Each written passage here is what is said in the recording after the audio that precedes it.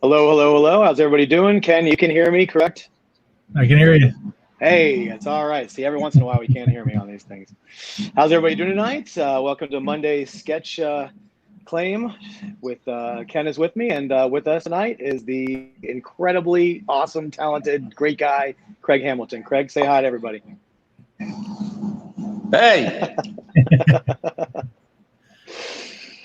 So I hope everybody's doing good tonight, and we've had a good week. And after coming off of our Aaron Lepishty show, which Ken just posted the pieces from that last week, and our incredible SketchCon a week ago yesterday, we got some good stuff going on. So yeah, Craig, so how are you doing, my friend? Awesome. Excellent, excellent. So hopefully, for those of you who don't know Craig, I know Craig very well. I've known Craig for about, I want to say like 30 years since I was a youngin', and he was a youngin'. I met at a Heroes Con back in the early 90s, and got one of my favorite pieces of art. It's actually on the wall right there behind me. It's one of the few pieces I have framed, and it's been there on my wall for, yeah, pretty much like 27 years. Which one's that? That is a Turok the Dinosaur Hunter. That you based awesome. the face. You based the face on. Do you remember who you based the face on? You said it was the lead singer of the Red Hot Chili Peppers. Oh yeah, that's right, Anthony Kiedis. Yes, I have a piece from Craig also. Oh, you do? Yeah, it's a Loki. Yeah, it's really nice. So what Ken means by that is that Craig went ahead and did a Loki earlier. Just for this show tonight. So that's the one that was on his table earlier. We'll show it to you again in a second. But yeah, as soon as I showed that, the prelim to Ken said to me in a little private conversation we were having, he typed the word claim. So yes, that, and we'll let you guys get a really close look at that later. And what we're going to do is we're going to, sometime during tonight's show, we're going to do a claim for that piece. And depending on the amount of interest we have in it, we'll take the first claim, or if more than 2 or 3 people want it, we'll probably do a wheel spin for the honor of purchasing this piece. And this piece is going to be a steal of a deal. It's 11 by 17 prism color, and it's going to be $250. So, but hold off on that because Ken's going to be doing some, or Craig, excuse me, is going to be doing some live sketching tonight. We're doing some head sketches we're going to offer, and those are going to be $125 each, and they're also going to be in prism color. So that should be pretty cool, and you can pick the character. So we'll have to see how that goes. But yeah, Craig, what are you drawing on there? Is it one of those canvases? The paper? Yeah. The paper is Canson Mien Tent. It's they come in different tone. They're tone papers. They come in a variety of different, basically dark base tones. So, or light. You know, I think they have a huge selection. It's over 30 different colors, and it's one of the last few really high quality drawing papers out there, or the papers that Canson makes. You know, I started illustrating when I was still in high school, and I started taking private classes when I was 13, and just right out of the gate learned the importance of quality art supplies and the quality of paper. The quality of art supplies in general has gone downhill, but especially paper, because there's been such a push to make papers out of recycled materials, which I'm all for. But when it comes to art papers, you just there's certain demands being put on the paper. Yeah. That happens whenever you're making art. I mean, if you've ever seen an original Bill Sienkiewicz, he has to do a lot of stuff on board because it's just either layered or carved into the page. Mm-hmm. Absolutely. Yeah, well, that's awesome. But I love this paper. The Hobby Lobby around here actually has it in stock, so I can go and always take a big cardboard folder to carry it in because I don't want to damage it. Nice. It comes in sheets a little over twice this size. So they're big sheets. Well, that's cool. It's nice that they give them big enough and you can probably get a deal by buying them and just cutting them yourself. Mm-hmm. Oh yeah. Well, yeah, very. So as I was saying earlier, so yeah, Craig got his start with DC Comics, and before, but that was his biggest claim to fame, and he worked on the Aquaman miniseries, which is some of my most popular. I love some of the work you did in that book. I actually have some friends that still have some pages from that book that were able to get it a while ago, and yeah, just insanely phenomenal stuff. And you're known for definitely making your physical anatomy look pretty awesome. The that Conan piece that we used to advertise your show tonight that was on the YouTube channel, that's my piece that he did for me just a couple of years ago, Yeah. before the pandemic. And that's just, just blows my mind what you're able to do with just a pencil and paper. So I can't wait to see some of these other pieces you're going to put out tonight. Well, yeah, I'm already curious as to what the first request is going to be.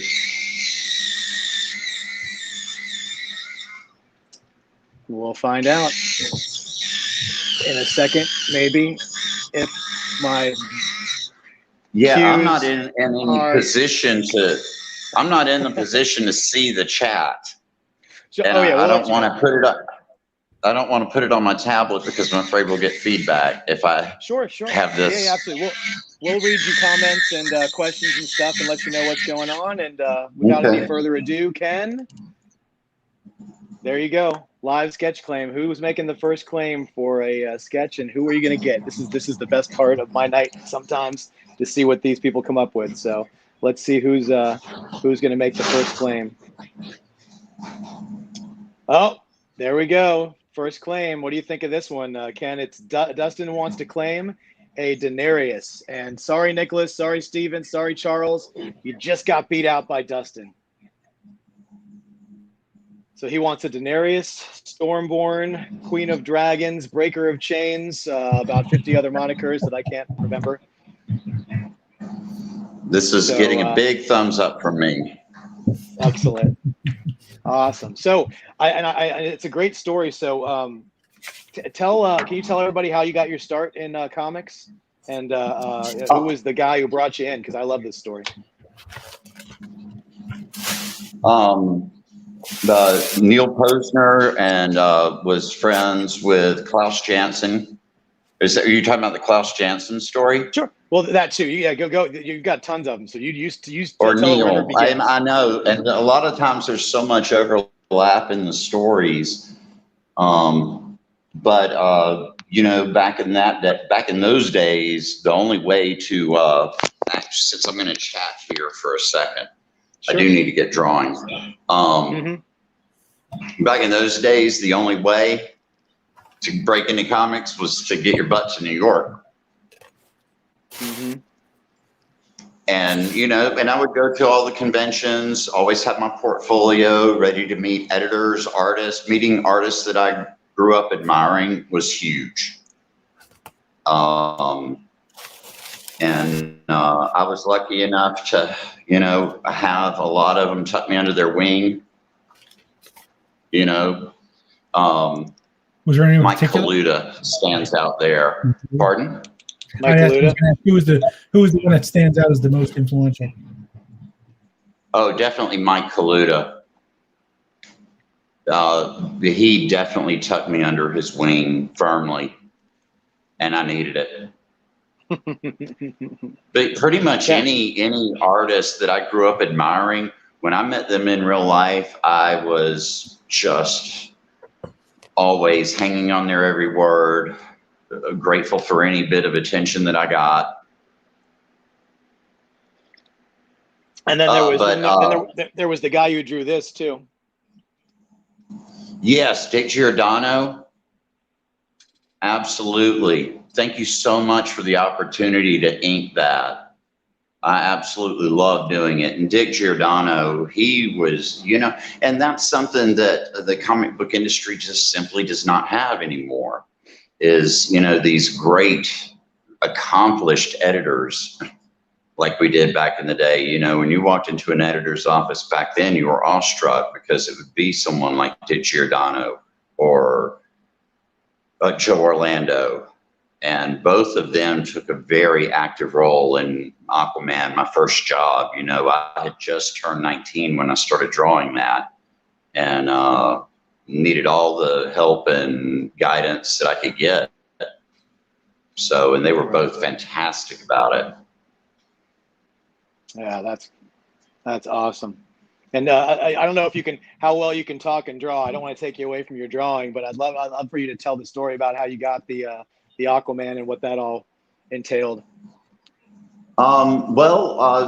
Just to make a long story short, they were looking for an artist. Neil Postner had the script written. They just wanted an artist who could do high fantasy, magic, and knew human anatomy well enough to be able to render that costume over and over again. And gosh, it's been so long. So among all these adventures going to conventions, at some point I met Klaus Janson, wonderful fella. And, you know, I'm a kid from the South. And he said, yeah, if you're ever in New York, look me up. And, you know, he gave me his phone number and everything. Totally cool. But I had gotten a job with Glenwood Distributing, helping them go set up at conventions. And Herb McCullough, who was the owner and president, gave, you know, all you got to do is ride with us, set up, and at the end of the show, help us break down and load up. I'm like, that's a great deal, because so during the show, I was free to go around and take my portfolio around. I didn't have to stay and work the table. Mm-hmm. I was just load and unload, and it was a great, and he was doing it as a favor to me to get me to these conventions. Right. And there was one pivotal convention. I can't remember exactly what month or year it was, what year it was right now, but it was in New York, and Joe Rubinstein was pretty much inking everything on the Marvel Universe project that was up and going. And he said, you know, this is great stuff. Joe Rubinstein really helped me a lot getting into the business with this. He said, if you can be in New York and come to the office Monday, we can give you some Marvel Universe characters to draw. And I'm like, dude, I've got like $30 in my pocket. You know, you're going to have to give me enough Marvel Universe characters so I can buy a bus ticket home. And he said, sure, no problem. So, and, you know, Joe Rubinstein ain't going to lie to you or steer you wrong. That's for sure. And I called up Klaus, and I'm like, hey, you said if I was in the city, I could call you up. I need a place to stay. Having no clue, like, Manhattanites do not mean that. Like in the South, you know, we'll sleep on the couch and let you have our bedroom, you know. I just was, my naivety gave me a lot of brass, but Klaus was a great sport about it, and he understood that, you know, and that it would only be a night or two, and that it was so I could get work. And of course, after that, you know, I had other friends like Mike Kaluta and Rick Bryant that I could call, who always, you know, would always make room for artists to sleep, even if it's on the floor. But I definitely needed something immediately that weekend. And the Herb's band went back to Atlanta without me. And here I am in New York, $15 in my pocket, $30 in my pocket, something like that, something negligible. And, but I ended up staying in New York for like a month and a half after that, you know, picking up other little illustration jobs here and there, anything for $1, you know. Rick Bryant let me stay up there at his studio. And it was really your last chance to savor that Manhattan energy of drawing comics. Because prior to the 80s, you pretty much had to move there or nearby. And when you finished your pages, rush them into the office yourself. Right. And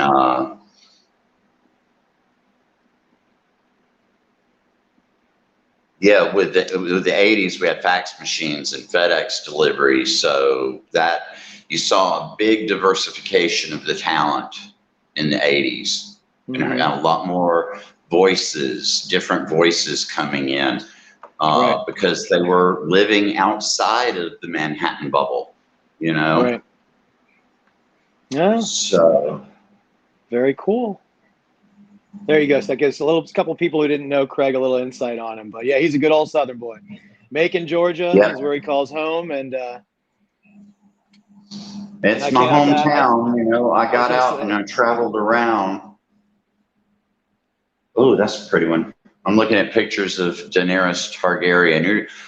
We are talking about the TV show version, correct? Yeah. I would imagine not the novelized version. I would imagine, yeah, the version with because Emilia Clarke is just beautiful. Yeah. She is just beautiful. Absolutely. But once again, you know, as much as they would love for you to do a photo perfect one, you don't have to, because that's once again, we're not asking for you to do a portrait of somebody, but you know, it's your interpretation of them, and it's a lot of these. Well, I didn't know if they want. There are a lot of people who've read the. I read the books, so I kind of. But honestly, I think they nailed it. I actually got frustrated reading the books, and kind of let them fall by the wayside. And then when the TV series started, from the first 2 or 3 episodes, I was like, damn, they're nailing these characters with their casting and the whole look and the whole tone of the series. I thought they're off to a great start here. Oh yeah. I don't think anybody can argue that was, they made it look really, really good. Otherwise, it wouldn't have definitely been the pop culture phenomenon it was for the 8 years or so it was on.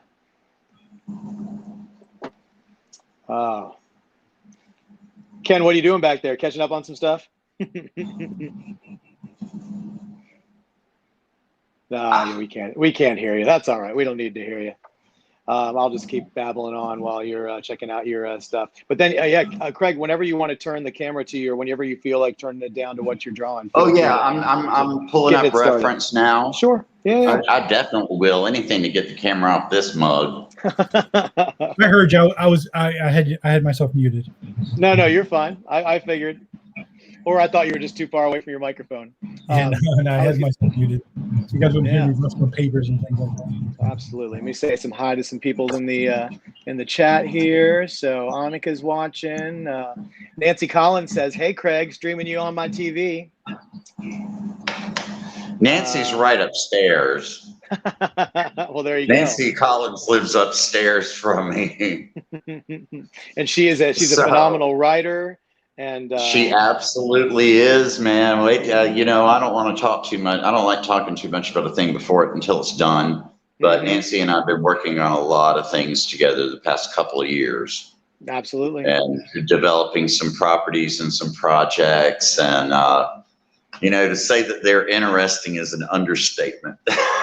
Yeah. But I've heard a little backstage on this, so I know we're not going to bring it up. Yeah. Like, it sounds really, really cool. So I can't wait till you're able to tell everybody about that. And when you are, just let us know. We'll be happy to publicize it on 4C. Yeah, we will soon. I'm actually right now thinking of doing a classic portfolio. You know how like they did in the 70s up until the early 80s. Where you get 7 or 8 really nice plates that are illustrations along the theme of your story, and just kind of go grandiose with it out of the gate with those, because you definitely have to kick back on that kind of illustration when you're doing sequential. Oh yeah. I've definitely learned the difference, and I still tend to go overboard. There just ain't no stopping me with the detail. I tell you what, I remember that Frankenstein piece you were working on right before the pandemic hit. And it was just like, I mean, just the detail in that was just some of the most phenomenal work I'd seen. Oh, well, thank you. And, for our other project, we're sticking with that same time period. I'm obsessed with the 18th century. So You know, if I'm free to make comics, free to, you know, and left to my own devices and creativity to do comics, I definitely wanted to stick with that time period. Absolutely. And there just aren't enough good time period piece comics, you know.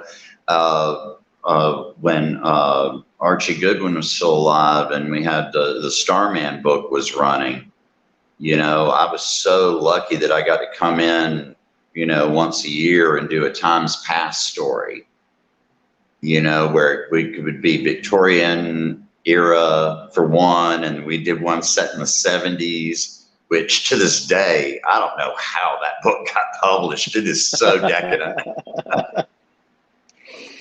Oh man, I'm sure the beautiful artwork helped, and the story was probably great. So let's see here. Where did I put my sketch pad? There we go. Ah, here we go. Yeah. All right. Now you guys get to see how the magic happens. Mm-hmm.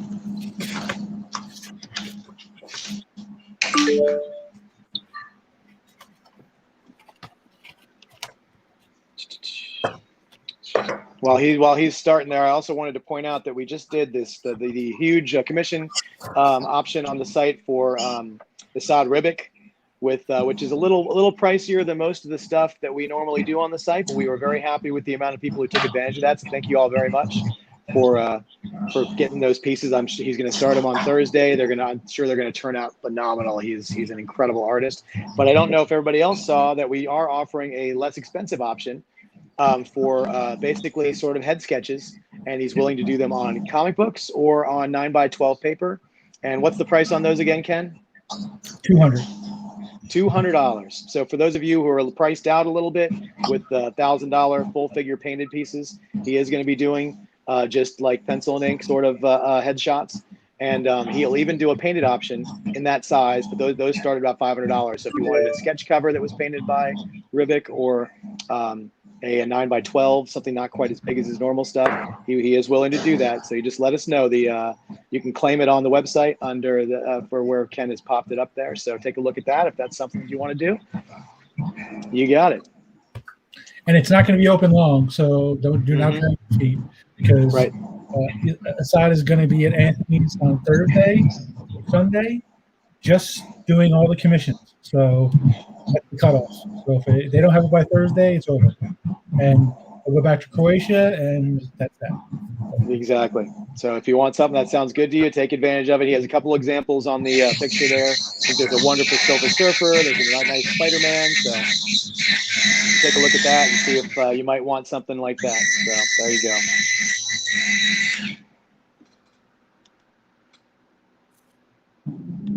Yeah, we were very happy that Anthony was willing to work with us with Assad. It's a very rare opportunity, and like I said, it's not, it's very important. That's why we got him to arrange the sketch covers, is because it's always very important to us. Like Ken always tells you guys, we're trying to get affordable artwork for people. We want to get nice work and have you bring all these guys in, and we understand that $1,000 is out of a lot of people's price range. But see what Ken did? He worked it out so even people who want something from Ribic but don't have that kind of money, you can still get something from him. And it's still right in our price range of where we like to put stuff. So another great. That offer came together because of the success of the initial offer. Right. So I want to thank everybody who took advantage of that offer that Anthony let me do. And then I was able to turn around and said, Anthony, well, now you got to do something for the rest of the people on Force C. So that's where that came from. See, he's always looking out. And we got some more wonderful other stuff in the works for you guys. The more we get stuff like this, the more we're able to do. We can bring you great artists like Craig and other people who are going to be doing all kinds of fantastic stuff with us. And we've got the MegaCon coming up in just almost 3 weeks away. We're going to be down there, and that's going to be a great show. And it's going to be the first big show we're doing, and you guys are not going to believe the stuff we're going to be doing down there. It's going to be fantastic. We also got our table assignment, and we are going to be pretty prominently featured in the autograph pavilion. Yep. So pretty excited about that. Excited about that. Yeah, we're going to make, not only will you not be able to. We might even be bringing more creators.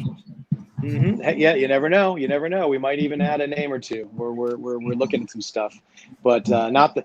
They put us in a great spot where it's going to be hard to miss us, but we're going to make it even harder for you guys to miss us. So hopefully you'll be able to see us from anywhere on the floor, and you know where to find us. So if you're going to be in the area and if you're going to go to that show, please come down and visit us. We'd love to have you come say hi and check out some of the cool stuff we're going to have for that show, because we're going to have some insanely cool stuff for that show.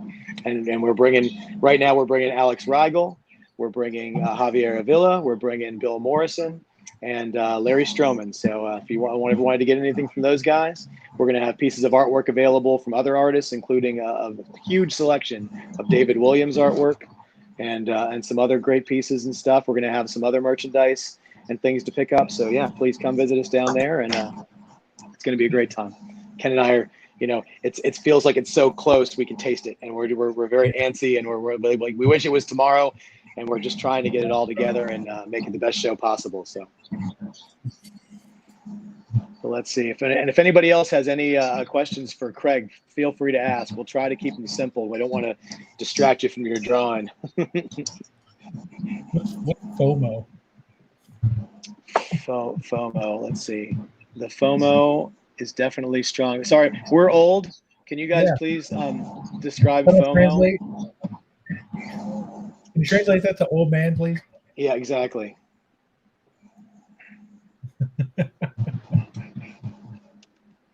Yes, we definitely need someone to old man talk to us, because I'll have to put it on my phone to look up the abbreviations meaning. Oh, here we go. Fear of missing out. Oh, okay. Fear of missing out. That's pretty much the entire comic art world, I would imagine, has that. Yeah. But we thank everybody for coming on and watching us today and watching Craig do this. And you guys are going to be amazed at how beautiful this thing's going to. I already know it's going to be insanely beautiful. So, but I'm once again, everything I've ever gotten from Craig has just been phenomenal. And like I said, I've literally only professionally framed one piece of artwork in my entire art collecting career over the last 30 plus years. And that's it right there.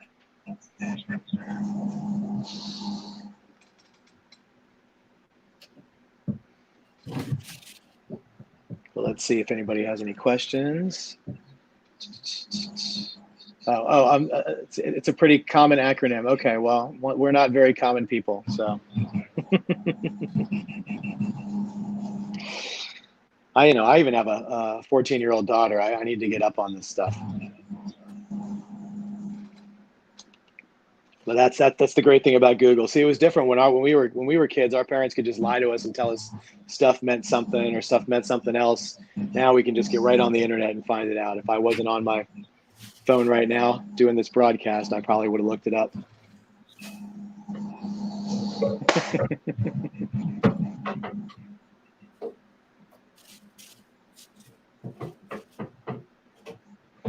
Yeah, Linda Craig says the paper already lends an air of class to the piece.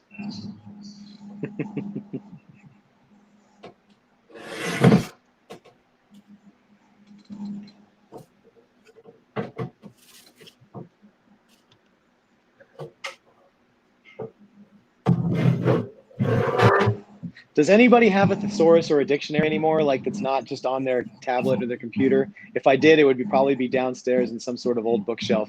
I have to blow some dust off. What kind of thesaurus do you want? I literally have 8. I have an encyclopedia of encyclopedias. Yeah. I'm pretty sure. I love reference books. Mm-hmm. I love reference books. I don't think they have the abbreviations for modern slang, though. No. Do you know what to yeet is? To what? Do you know what yeet means? Yeet? Yeah. No.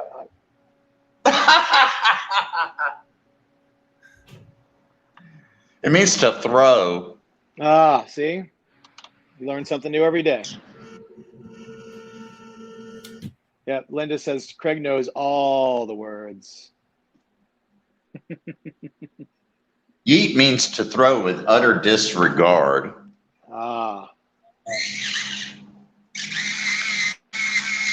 Yeah, Annika, we're gonna try and set up something to stream the MegaCon, but it's really gonna depend on how good the internet is. So we had a lot of stuff we had planned on doing since we mainly do stuff and been doing it online. So we definitely wanted to incorporate some of that. If we are able to do that, we're definitely going to. And then then we can just bring you on, and you can just sit there and talk while you're at the table. People can just talk to you. We'll just set up the iPad. They can we'll have a little thing, be like, talk to Annika.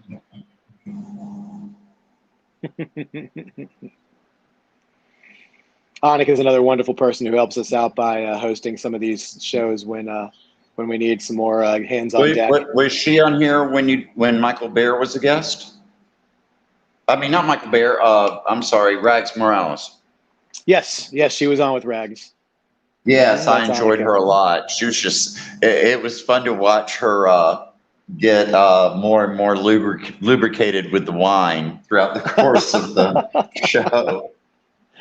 Oh, you're getting a reputation, Annika. Careful. That's her thing. A good one. Yeah.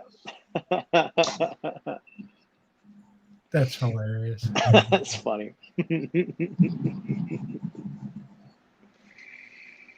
Oh, she says, "Aw, thanks. The wine got me good. LOL." Oh man.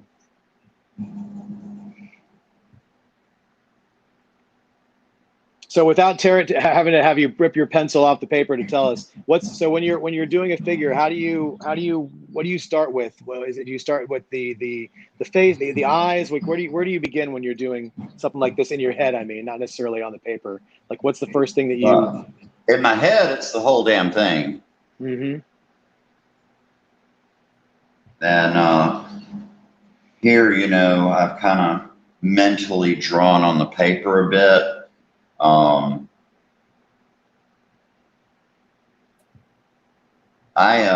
I teach drawing, and I tend not to do a lot of verbalizing when I teach because drawing is not verbal. Mm-hmm. And a lot of times when you're creating art, you're trying to express something that can't be put into words visually. Right.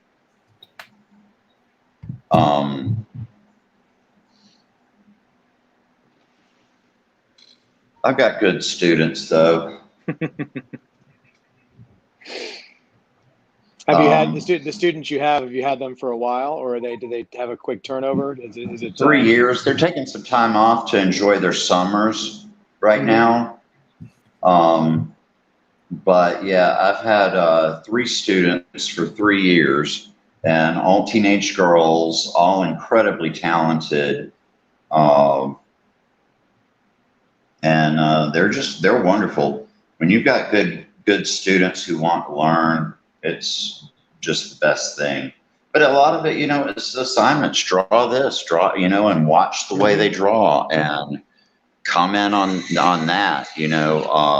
One thing that I always say when you're learning to draw that it's easier for younger people to grasp is that drawing is not about lines on paper. It's about learning how to see. And my girls all understand what that means now.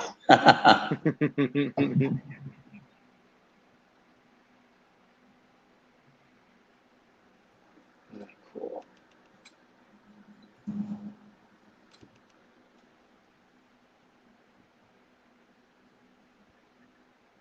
Sorry, I get lost in watching you draw. I'll have to keep talking to make sure you've got plenty of time to sketch. So I'm gonna. But I remember when I got this. Well, something like this is, a classic three-quarter angle portrait that, at this point I have seriously lost count of how many times I've drawn a three-quarter portrait. So, so much of my initial sketch is already just kind of here in my head and on the paper, and I'm working around that. Right. I find the 3/4 base way like I find it like way more appealing to me than just a straight on view because it shows more depth and shadow. I really like versus just a perfectly straight on. I know a lot of people like the straight on sketch, but I definitely like to just be, even if it's just angled slightly. I think it just gives the piece more, not necessarily realism, but it just gives it that feel, that 3-dimensional feel. Yeah, and and you use all of these angles so much in comics. I mean, these angles are constantly being worked for effect, like that straight on look. He's coming to get you, right? And it conveys a certain attitude. A 3/4 view is more introspective and like it's more composed literally, and when you use that 3/4 angle in storytelling, it's kind of showing you that this character where they're at right now is centered. Oddly enough, they're calm and they're centered. You don't usually see that 3/4 angle being used for when someone gets angry in comics. It's either a straight profile or a straight centered head on. Right. Yeah, you find a lot of the really, really like good conversation panels, and they're usually both like 3/4 something where they,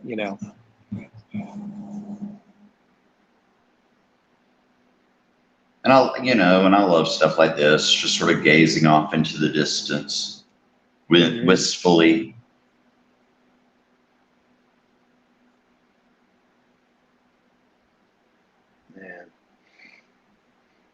I sent Ken some pictures of somebody, like, we used a lot of the pictures that I sent him to advertise for the show tonight. But there was one really cool one I want to see if I can get Ken to throw up that we didn't use, which is the I believe it's like a Morpheus with like a Catwoman. It's one of your more famous, like if you ever Google Craig, this piece is one of the ones that usually pops up. I'll see if I can get that was a pinup in issue 50 of the Sandman, that beautiful P. Craig Russell issue. Yep. Yep. So I'll see if I can get Ken to throw it up to show everybody if they're not familiar with it. It's one of those. It's the color one with the Sandman one has like the Catwoman laying down on a bed, and it's got like a shirtless Morpheus. Bast, is that her name? Yeah. So it's one of the ones. Yeah, it's the Egyptian goddess that they never really. They sort of had. They had whatever kind of weird affair that deities would have, and there is kind of an ancient world theme to that issue, and I wanted to do something with Sandman and Bast, and I think Shelley Bond told me, just don't make it too sexy. And then Neil Gaiman said, make it sexy.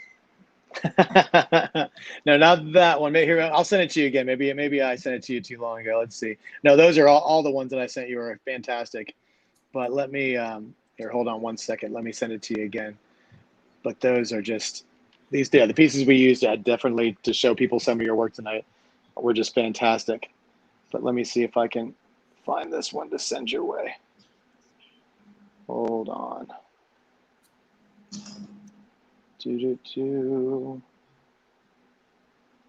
All right, there you go, Ken. I sent it to you.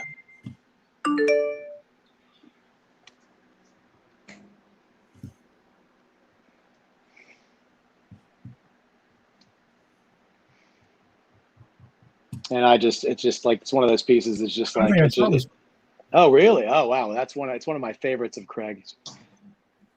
It's just insanely incredible. I wish we could get it up bigger for you guys to see. But like I said, if anybody has the ability to Google Craig's stuff, I mean, just look at that.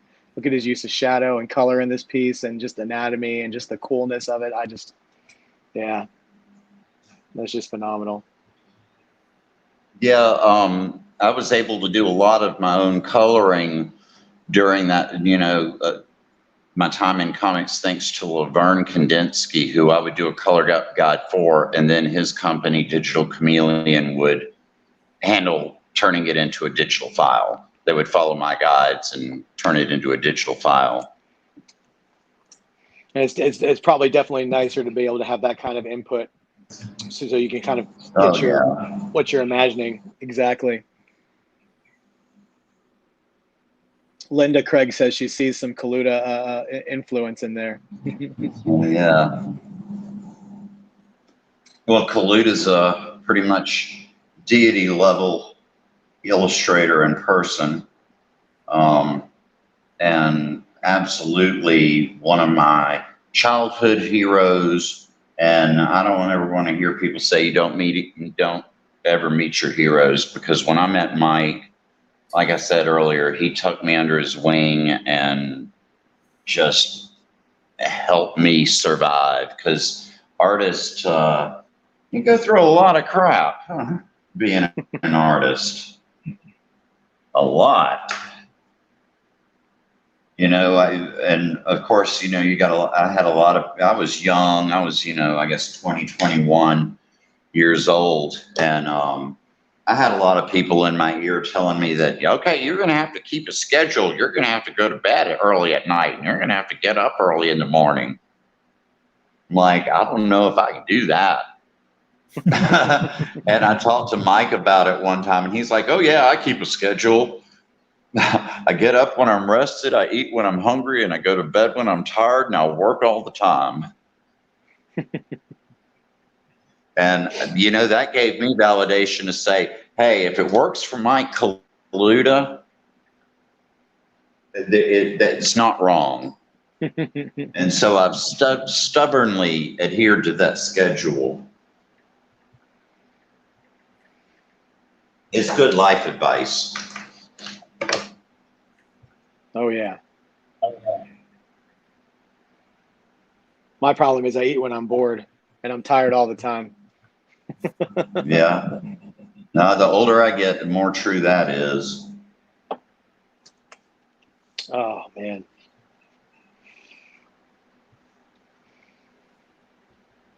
But as I said earlier, for anybody who wasn't on, Craig was nice enough to do a pre-done piece for the show. It's an 11x17 Loki, and it's color, and it's gorgeous. And we'll, in a little while, when he's more done with this piece, we'll get a nice good look at it. And we're going to go ahead and we're going to offer that up a little bit later in the show. And if anybody wants it, it's going to be $250. If more than 2 people want it, then we'll do a wheel spin for it, and then whoever wins the wheel spin, they will get the privilege of purchasing that piece. So it's an insanely great piece. I didn't want to just offer it to the first person that claimed, because I know sometimes people's internet's not as fast as others, and I didn't want somebody to miss out on it because their internet wasn't fast. So that's why I said if one or 2 people want it, then we'll just go to the first person that grabs it. But if we get enough people that really want it, we're gonna wait a full probably 90 seconds and let all the claims come in, and then we'll do a wheel spin for it, and then it's to the winner of the spin goes the spoils. And it's that sounds fair. Great. And we try to make it fair. We used to work strictly on a claim basis, and in the beginning I think it worked out well. We had artists that could do a lot of pieces, and we stayed on for several hours, and most people got happy and got something. But as we realized, and as we expanded, we realized more and more people wanted stuff, and the time lags definitely became a sort of a deal. And that's when we started incorporating wheel spins and things like that to try to make it. I like the wheel spins. It also adds, a fun carnival atmosphere to things. Yeah, I'll tell you what, the people who love the wheel spins are the one that win, and the people who don't like it are the ones that claim first and get their claim in first, which is how pretty much I think it should be, but that's why we do. Well, and if you miss out, keep that money set aside and spin the wheel next time with a different artist, sure. Or get in on the after the show commissions. Are you trying to allude to something, Craig? You're supposed to keep that quiet. Oh, well, I thought everybody did that. Oh, well, not everybody, but certain people do, Okay. and Oh, they do. That's great. Wink, wink. What a great idea. All right, I don't think we're going to be able to get the toothpaste back into the tube on that one, but so you all just have to stay tuned and find out more about that a little later. Craig, can you hold that up real close to the camera real quick, just so we can get one really good look at it and see where the progress is taking us, just so we can see? Yeah, I'm going to try to get some good light on it. Oh, yeah. Oh, yeah, that's coming together. Fantastic. Very cool. All right. Enough with my interruptions. No, that's fine.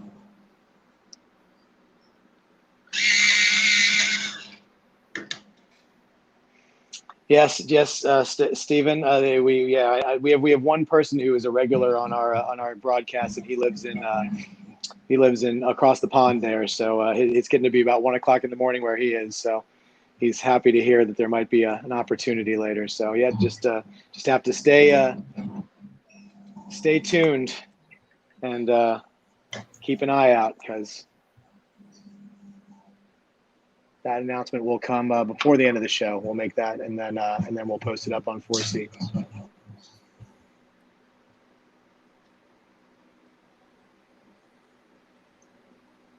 Yeah, everybody thinks it's gorgeous. They think it. Dustin thinks it's beautiful. Looks amazing. Yeah, you're getting all kinds of compliments. Excellent.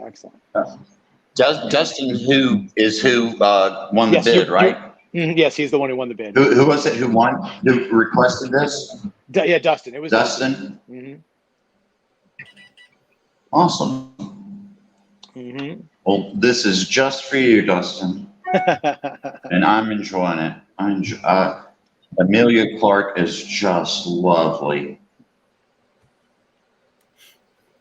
Oh yeah. They definitely found a gem when they found her for that show. Mm-hmm.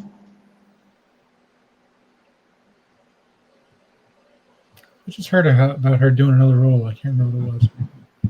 I thought maybe there was some rumor that she might be taking over for Amber Heard in the next Aquaman movie. Oh, that's what it was.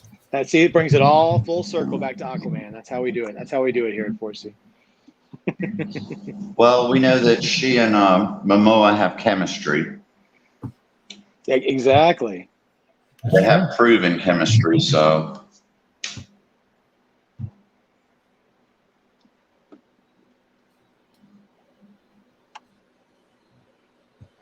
Yeah, we'll definitely see And how she would look good as a redhead, I think. Oh yeah, I mean, she looks phenomenal as a platinum blonde. So she looked good as bald. Yeah, exactly. But we'll see how some of those other Game of Thrones actors do when they show up in the Marvel Universe in November. We're going to get two of the Stark boys playing key Marvel characters. That'll be interesting. Craig, do you remember who some of the Marvel Universe characters you did were off the top of your head, or is that too long ago? Oh, Cloud from the New Defenders, which was pretty much Amelia Clark, running around naked except for mist. I did the Savage. They gave me all the Savage Land mutates. Oh, cool. Yeah. Those are the ones I can remember. I may have done more. I can't. Yeah, I can't remember exactly. Yeah, I think I can picture that Cloud one in my head. I think I totally remember that one.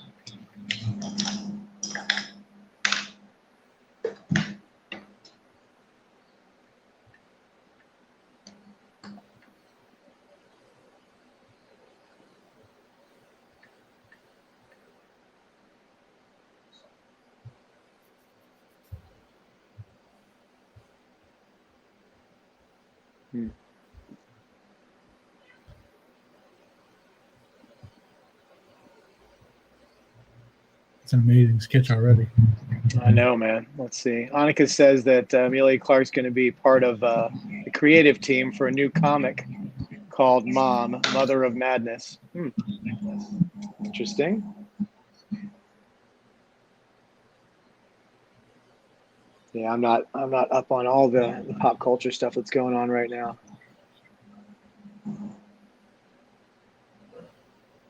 It's just too much. Just too much for me to follow. Yeah, really. Gotta pick your battles. Yeah, exactly.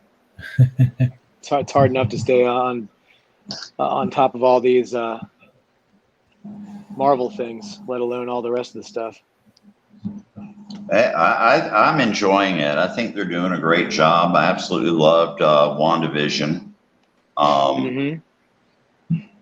And of course, you know, and I enjoy having shows that come out once a week. The binging thing, I don't like it. And I even catch myself doing it. You know, they just did a new season of Leverage, which is one of my favorite shows of all time. And it's all the same characters, only several years later. And I love that show so much, I binged it like 2 or 3 episodes a day. I'm like, slow down, savor it. I know that's the problem with the when they put it all out is it's like, you know, because it's not like it ends where each episode kind of has a beginning, a middle, and an end. It always leaves you wanting more, and then before you know it, it's 4 o'clock in the morning, and you've watched 7 episodes, and you're oh wow. Yeah, it's all about the willpower. I have none, so I usually end up binging most stuff in like a day or two.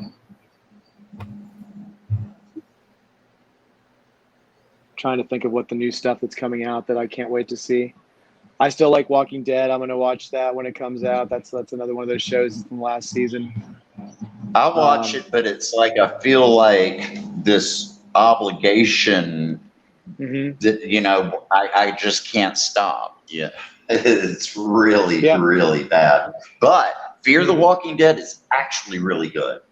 Yeah, well, it's I'm just one of those. I can't. It's hard for me to abandon something that I'm so invested in. I need to see how it finishes. Yeah, I didn't learn my lesson. I've been watching it out of obligation. Now, a show that's on Disney Plus that I'm absolutely obsessed with, and it's 1 new episode a week, is the Mysterious Benedict Society. And I love that show. It has the atmosphere of what do you call it? I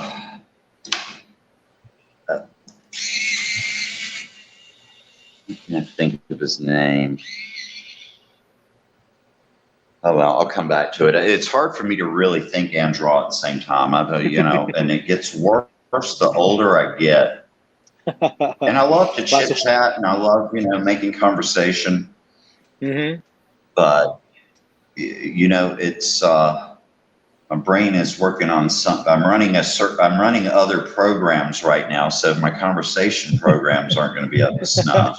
Wes Anderson. Okay, so the Mysterious Benedict Society has a beautiful Wes Anderson aesthetic to it, an atmosphere in its design, and you know, it's kids having adventures, and it's you know, smart kids. I love shows about smart kids. You know, I loved Harry Potter. I was reading those books as they were coming out. Dustin says it reminds him of like Lemony Snicket's sort of. A little bit. It's not quite as creepy in the same way.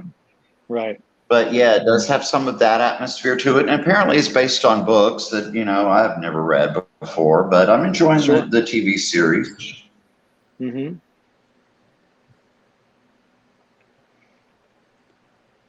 No, there's a lot of great stuff out there to watch. And that's the thing is there's so many different channels now that you can, even if some of the channels do binging and some of them release them weekly, there's no shortage of stuff to watch. You just gotta know. You just gotta look around a little bit or have somebody help you out. The only problem is you need to have like 50 different streaming services in order to watch all these different things. But, you know. That's not a lie. Yeah, it used to be that people got tired of paying so much money for cable that they cut off their cable and then they signed up for Netflix and Apple TV and Amazon and Hulu.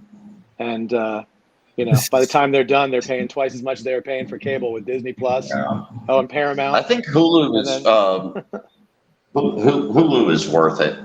I like a lot of their original shows, Harlots. They do all the period stuff that I love so much. Right.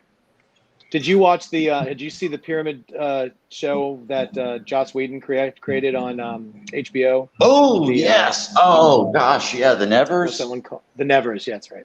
The Nevers. Yes. Yeah. I thought that might be right in your wheelhouse. Yeah, it's absolutely brilliant. I had started watching the not Paternoster, the Irregulars, which I've always loved that idea about the gang of kids that helped Sherlock Holmes. Right.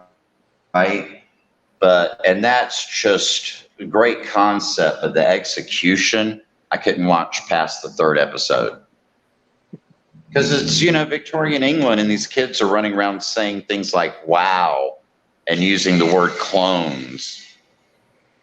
And I'm like, neither one of those words existed in that time period. Mm-hmm. And you've got all of this wonderful language to bank off of, which the Nevers does in spades. So, some of the scenes on that were just so perfectly, sharply written and used the period language correctly. Yeah. No, that always bothers me is when I'm watching some sort of period piece and they use a term that I know was not popularized until afterwards. It pulls me right out of the show. Mm-hmm. And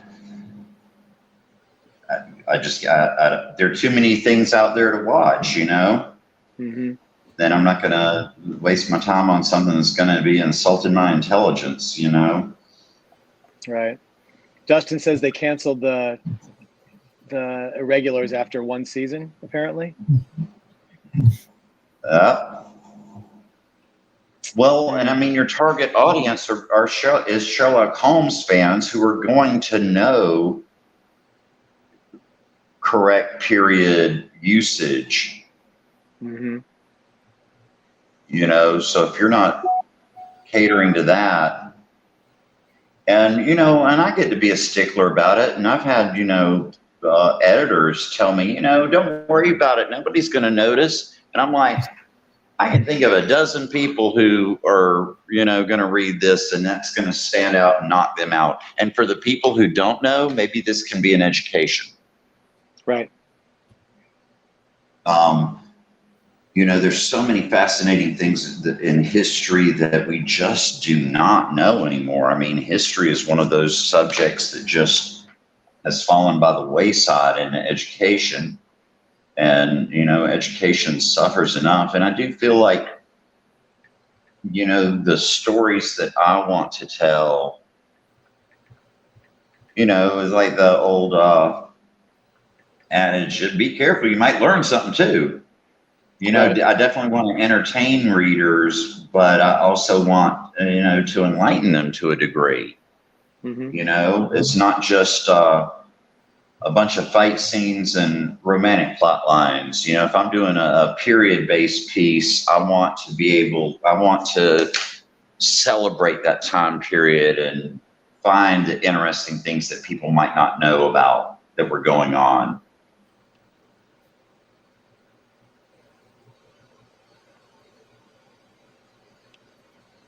Yeah.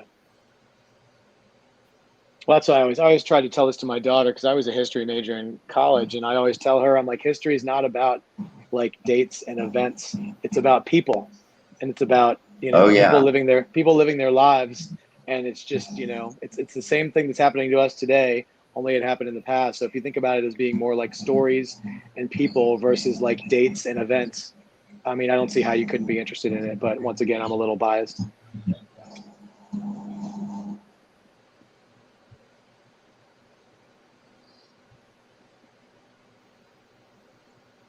Shoot, I think Ken could write a book about his time in history of sports memorabilia.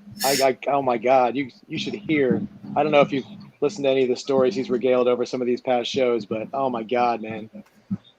Ken was he was a sports memorabilia and sports agent for years and years and years, and the stories he tells me, man, oh my God, just blows your mind.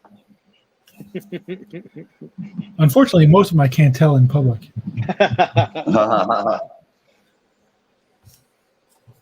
Yo, I got a lot of comic book stories like that. Mm-hmm. No, nobody's really watching, Craig. If you want to tell those stories, no, we don't. There's hardly anybody on here. No. I do tell those stories, but it's in person with no recording devices. Exactly. Hey, listen, we had Jim Shooter on. And then I don't tell all of those stories, man. Yeah, Jim Shooter was on here, and he was Ken was saying, and he told us he doesn't care anymore. He just tells the stories now. He's so far removed from it. He's like, you know what? I'll just tell him. I friggin' love that. The last live convention that I went to, I guess, was 2018 Heroes Con. Mm-hmm. And Jim Shooter was there. And I always have dinner with Renee and Michael Golden. Mm-hmm. And I noticed that, there was a fourth chair. And she's like, oh, we have somebody else joining us. I'm like, who? She's like, Jim Shooter. I'm like, awesome. This is going to be fun. And of course, I had met Jim only in passing, and I mostly worked for DC. Right. So, we never really had much to do with each other back in the day. But, he's the sort of person who had such a high profile in comics, especially in the 80s. Mm-hmm. And I was in attendance at the Jim Shooter roast, which they had at Dragon Con one year. And I was, snickering and guffawing in the audience the whole time. Because, even if you don't know these people, if you're in the business, you follow the stories. So it was nice, all these decades later, just to sit down with him and have dinner. Right. And after dinner, we're having drinks. And I'm like, well, he's still talking to me, so I'm going to ask him some good stuff. So I became really great friends with, Don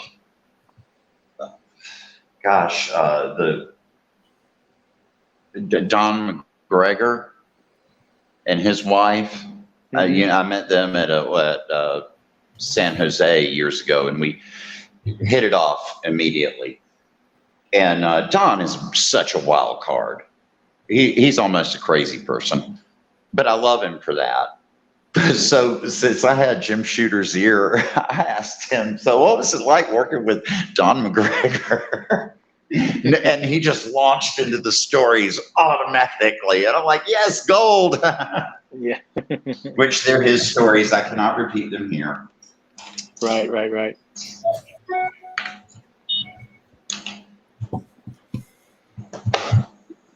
Jim wants to come back, so hopefully we'll be able to regale some more stories out of him.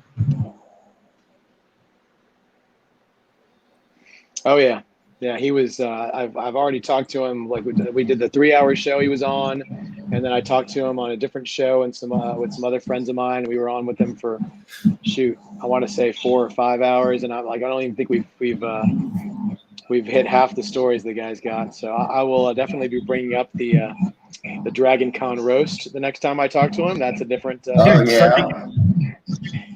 Dragon Con roast. Well, you could tell, like, a lot of people were terrified to get up there and roast him. They might lose their job. Mm-hmm. He was a very good sport about it, though. Yeah. Somebody's asking what your pendant is, Craig. What's your pendant around your neck, I guess? Do you have a pendant on? Oh, there it is. It's Sammy. People who are my Facebook friends are very aware of who Sammy is. Oh, okay. Sammy was the most special cat that I've ever had in my life. I do need... let you watch. Hopefully I'm not ruining this now. But Sammy, back in April of 2020, she was a little stray cat I found out in the middle of the road, right in front of my house, and brought her in, and she was definitely a special needs cat. By the time I'd had her for about 4 months when we realized that she had dwarfism and she was not going to live long, and that she wasn't ever going to grow. She was always going to be the size of a kitten. She never got over. The most she ever weighed was just at 1.5 pounds, but she pretty much weighed 1 pound. Wow. And but my God, what a special cat. This cat, she had such an aura about her. And I can honestly say I've never felt more loved by an animal in my life. Of course, she would have died without me taking care of her. There was no way she could live on her own. Her dwarfism was caused by lack of an adrenal gland. And so she had no fear response to anything. She had to be kept inside and watched over at all times. Right. But I absolutely loved her. And it was, 2020. And I've had, cats come to me in times of crisis before. I had a big orange, huge, this was definitely not a midget cat, a big orange cat, Tabby. And I ended up naming him Tuesday because I got him on September 11th, which was a Tuesday. And he was pretty much here to help me not lose my mind. And Sammy was that for me in 2020. Every day I had this thing that depended on me, that was oblivious to all the other crap that was going on in the world, that needed and deserved my attention. And I began sharing her on Facebook, and she was that for a lot of people. Every day I would post a Sammy picture and an update on how she was doing, and, and just how cute and beautiful she was. But yeah, when she passed away, I grieved her like I've never grieved a cat before. And a friend of mine had this pendant made based on a photo of her. And I love it. It's a little way to keep her with me all the time. Very cool. Remember the lessons that she had to teach, be present, be in the moment.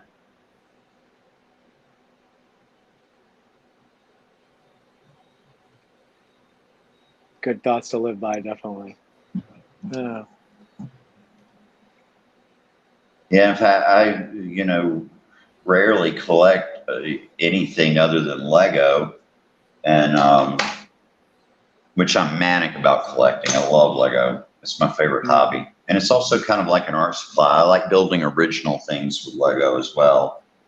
Oh yeah. But anyway, I was going to say, back in the day, I remember you used to offer free art to anybody who would pick you up. The ones they offered at San Diego Comic-Con, I remember. Oh yeah. Well, it's not free. They are paying for it. Right. But yeah. But they'd have, they'd have those special ones, and you'd be like, if anybody gets me this one, I will do a. Yeah, because I had to have that Aquaman set that they released for San Diego. I guess it was 2018, maybe 2017. Yeah, Lego company has all of their collectors bent over the barrel. They really do. I know that in a few months they're coming out with Bro Thor's new Asgard set, which is Fat Thor and beer, and their little beer. You build like the room of his house where they're playing video games, and it's got Korg and the little creature Meek. I forget what he is. But Meek, Korg and Meek, sitting on a couch, their beer bottles strewn everywhere. I'm like, this is a Lego set? Oh, yeah. They know their core audience isn't little kids anymore. Totally, man. They are catering to these adults, like things like that bonsai tree and the flower arrangements.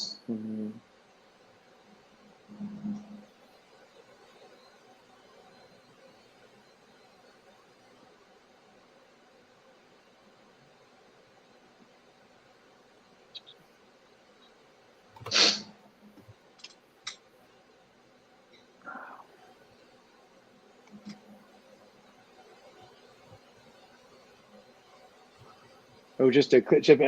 Ken, so do we know who the next guest is for next Monday night? Just to throw that out there. Well, I'm waiting for confirmation, but it's supposed to be George Gianti. George Gianti. Okay, awesome. There you go. So anybody who's listening right now, you get the first crack at it. We're waiting on confirmation on that, but didn't mean to put you on the spot there, Ken. No, you're fine. I was hoping to, make a former announcement, but I didn't get a confirmation. But I think he's going to be on. I'm not worried about that part. I'm just waiting to find out. Sure. Yeah, we're just waiting to kind of get the okay. Once I get the prices, then I'll know. Then I'll post it. Right. Exactly. And then, for those of you who were on earlier, and we already spilled the beans a little bit, but I'll let that loose now. Is we are going to be doing a limited sketch op with Mr. Craig Hamilton here, so we're going to announce that at the end of the show, and we'll post all the prices and everything. It's going to be very limited. There's not going to be a whole lot of spots, but there will be options for more headshots, torsos, and some full figures. And if somebody wants, multiple figures or backgrounds or whatever, just we'll have to work out prices for some of those things. But if you want something that falls into our normal sketch pieces, we'll have those prices all listed up for you, and we'll throw that later. But it's very limited, so make sure you guys are keeping your eyes out, because when they're gone, they're gone. And the prices we're offering tonight are special prices for the live op, so the commissions are going to be a little bit more expensive than they are here. So we're going to probably get at least one more of these headshots done tonight. And then we also have the pre-done piece, which is the full figure Loki that Ken already said he wants and claimed it, but we're going to steal it away from him and let you guys. Ken's going to log off so he can put his claim in with the rest of you.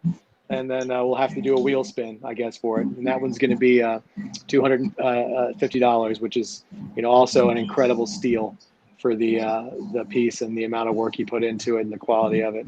And once again, another special thing he just did for tonight's live. Oh yeah, here, if anybody wants to see it, check this thing out. Can you hold it up nice and close so we can see the face really good there? And yeah. Let's see.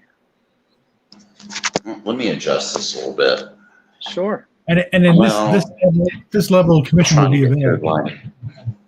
This level of commission. It's on a very dark Canson paper. Yeah. So this level of commission is definitely Hiddleston. Mm-hmm. And he's got a little bit of green in his eye. Yeah, the camera's not going to do it justice, but it's freaking gorgeous. You guys wait until you see this thing. I'll take a good photo of it that you can post. Sure. Absolutely. And that one's going to be available. We'll probably, after he's almost done with this piece, we'll probably offer that one up. And yes, but that level will be available. Yes, for the commissions, something like that is going to be available in his commissions. We're going to be offering 2 paper sizes, one 9x12, one 11x17, and like I said, we're going to be offering some headshot, torso, and full figures. And then if somebody wants something outside of that range, we'll have to let you know on the pricing on that. But those prices for those other dimensions will all be listed. So stay tuned.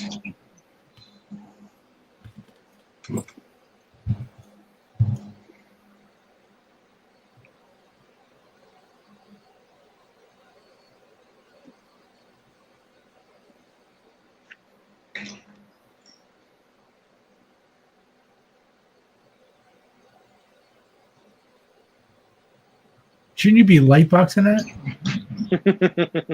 It does look pretty photorealistic, doesn't it?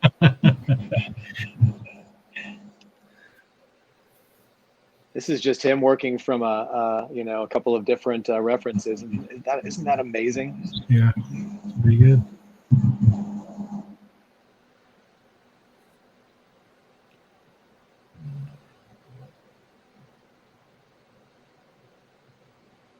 But once again, we're going to do another. We'll do another a live claim after this one, and then once again, if you miss out, it's okay. We're going to be doing a little commission list. The commissions are going to be slightly more expensive than the live ones, so there are definitely advantages to getting the live ones. But we want to make sure nobody misses out, so there are going to be available. And if color isn't your thing, which I don't know why it wouldn't be the way he does his colors, but there will be just a plain pencils. We are not offering inks because we just want to keep some sort of pure stuff. But everything I've got from Craig, except for the pencil piece that he inked for me, I've got in pencil, and they are just insanely incredible. Here I've got the other Conan right here. If Ken, if you want to show this one off, I mean, just look at that. It's just insane. And this is a little bit bigger than 11 by 17, but it's just, I mean, the amount of work that he puts into pencils. I mean, it's incredible. And just wait till you see the color versions, and you can for these commissions you will offer colored paper if people would like that, Craig. Oh, absolutely. Yeah, so you can. Yeah, if you absolutely. Mm-hmm.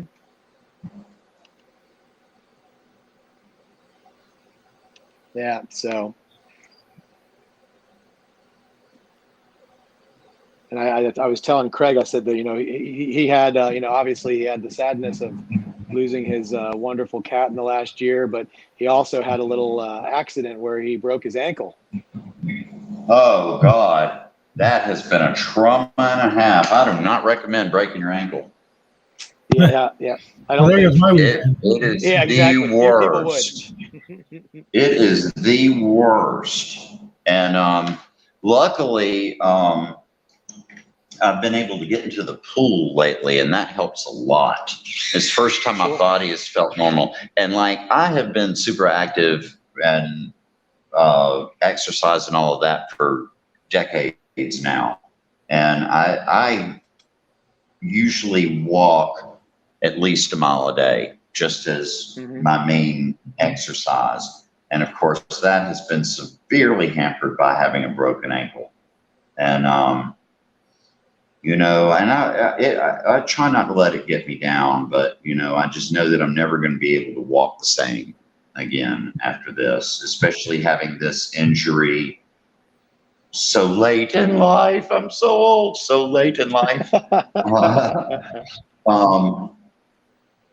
And I'm doing better than most, I pretty much, as soon as I got my cast off, went back to my yoga practice and my yoga routine, just heavily modified to accommodate for the leg.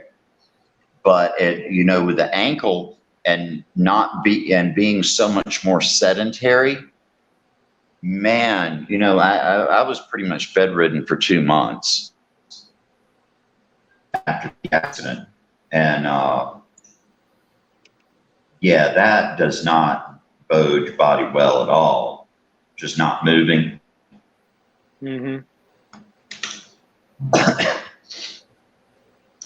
All right.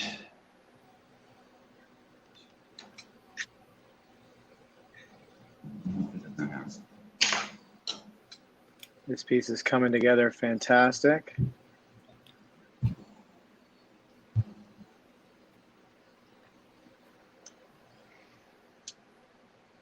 So I think what we'll do now is we'll yell out Ken's signature line of that looks great.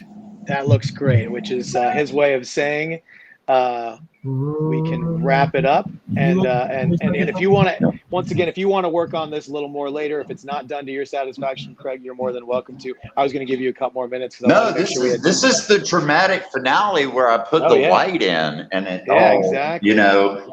It's that last little bit. But yeah, you're right. This is the final touch here. So what we'll do is Ken, can you remove that claim notification on there real quick? And then whenever you're ready, I want everybody to be on their pins and needles with their fingers on the click sometime in the next few minutes. Ken will throw that thing up on the screen, and we'll take our next claim. And I'll tell you what, if we get more than five, not five, if we get more than five, we'll do a wheel spin for the next claim. But if we get more than five, since we're not going to get through a ton of live pieces tonight. So, but if it's less than, there it is. There's the claim. Let's see how many people are claiming. And see if we're doing a wheel spin or just the first come, first serve. So here we go. This shows you the delay. Right now we're like 6 seconds, 7 seconds, 8 seconds. This shows the lag from the broadcast to the internet to the people's ability to jump on. Boom. Look who stayed up late and got a claim.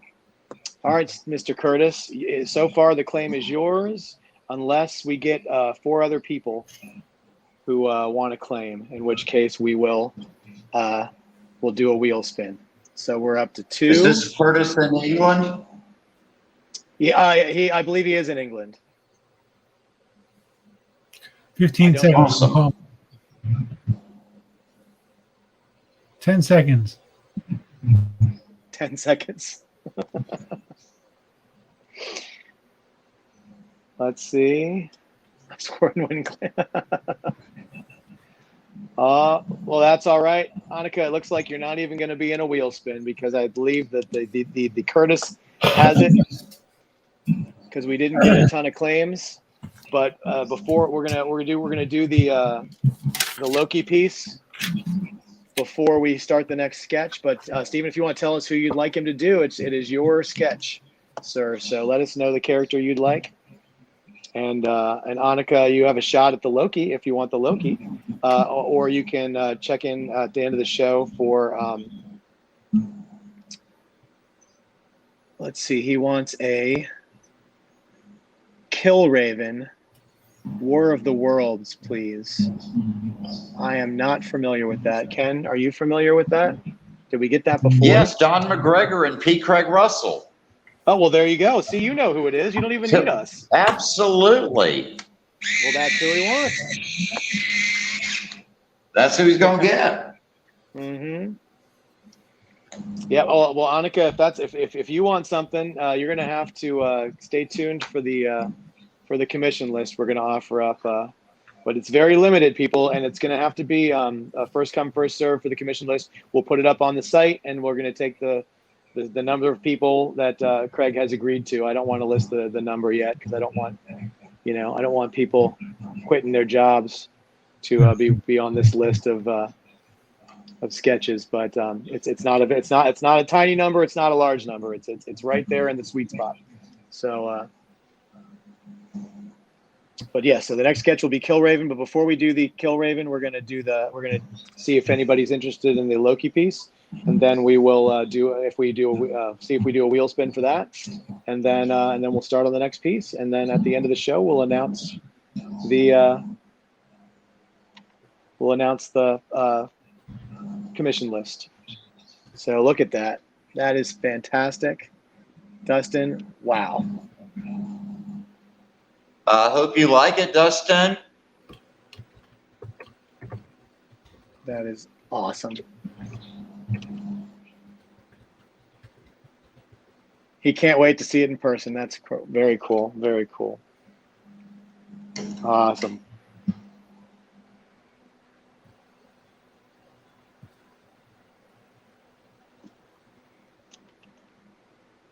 He says he loves it. This is the Craig. Can you see the TV or the screen? This is the wheel spin that Ken created for the Loki piece. I think you're cheating. It's my show.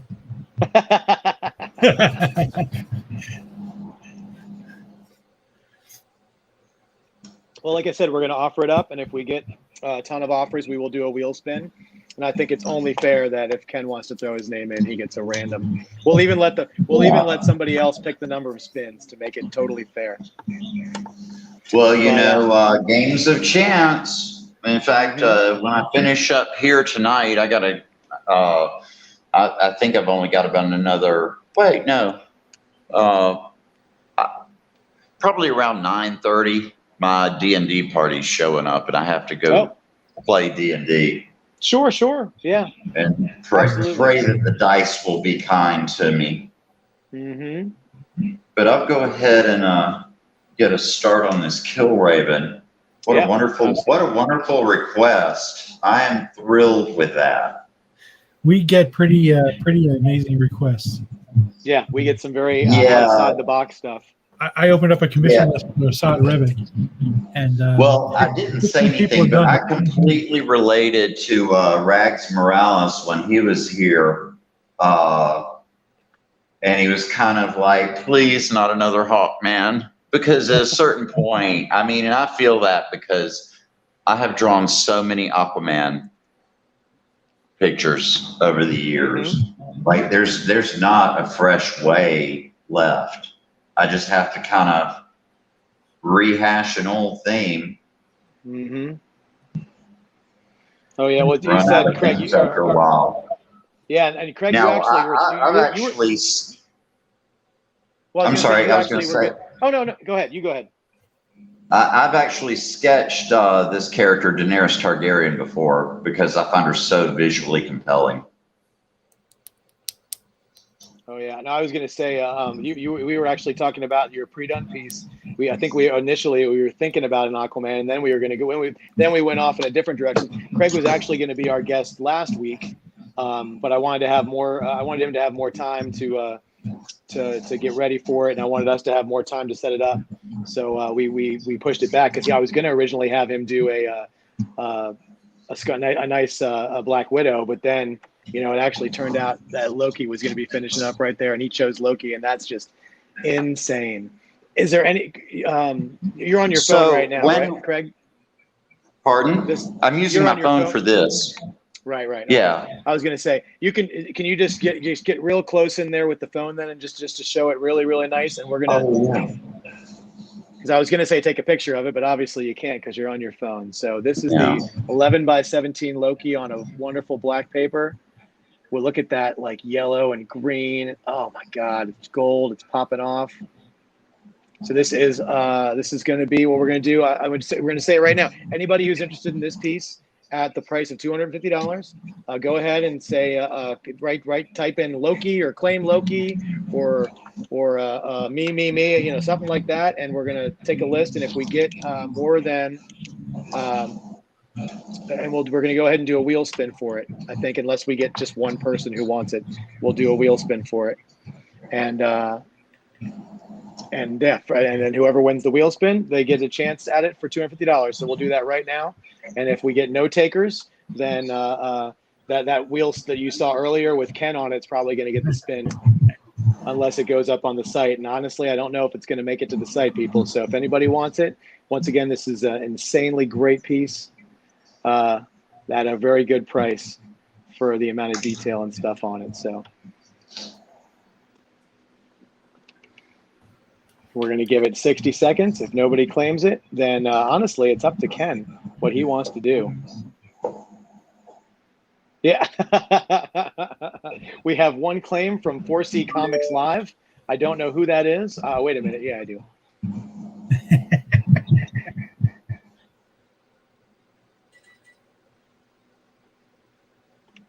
Look at that. Signed right in front of you guys. Boom. All right. Well, you know what? One of the best Lokis I've ever seen. I was going to say, well, Ken, like I said, it's. I think that we're going to have to make this yours, unless somebody else puts a claim in. No, anybody else don't give it to me. Don't hold that. Right. Yeah. If anybody wants it, it's yours. Unless we get multiple claims, in which case I'll do a wheel spin. And if nobody claims, pretty soon we'll either put it up on the site, or we're going to, or it's going to go to Ken. I don't know. We'll see. Oh, it's not going on the site. Oh, okay. Well, there you go then. All right. I'm going to give it, we're going to give it 60 more seconds, and that's it. And then it's gone. So, because don't say we never gave you guys a chance.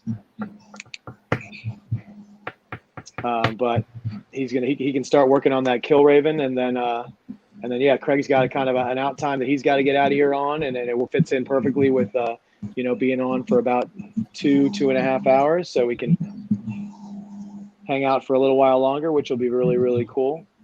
And then, like I said, at the end of the show, we're going to drop the commission prices, and then Ken will throw it up on the 4C site and with the limited number of commissions and options. So you guys stay tuned for that. And like I said, all these prices tonight are special prices that he's doing just for the live show. So, but I can't wait to see what people want you to do for these commissions. It's going to be awesome.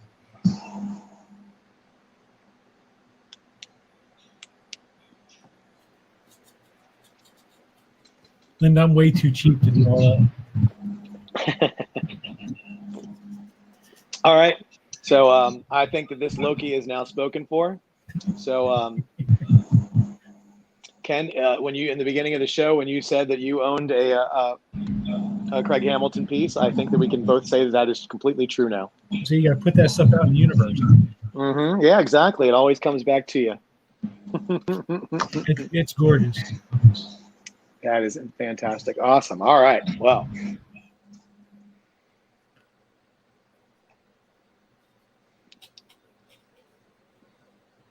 So Craig's going to get started in a minute on the Kill Raven, and then we are going to, and we're just going to keep going.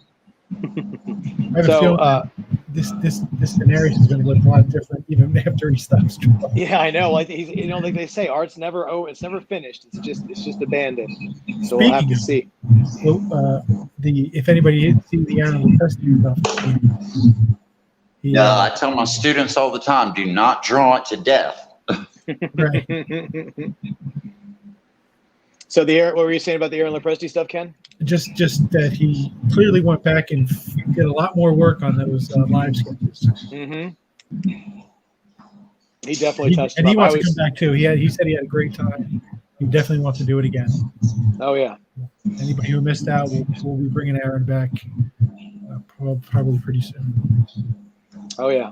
I think Aaron fell into that hole last Monday, which is another reason why I wanted Craig to kind of move back a little bit, because we had done that almost 12-hour convention online where we had 6 different artists drawing until they wanted to quit, and we ended up, I don't know, I think we sold more than 40 live sketches that day, and we didn't want people to not have money to be able to get some other great pieces. So, and I think Aaron kind of suffered for that because all of our clientele had just tapped their bank account.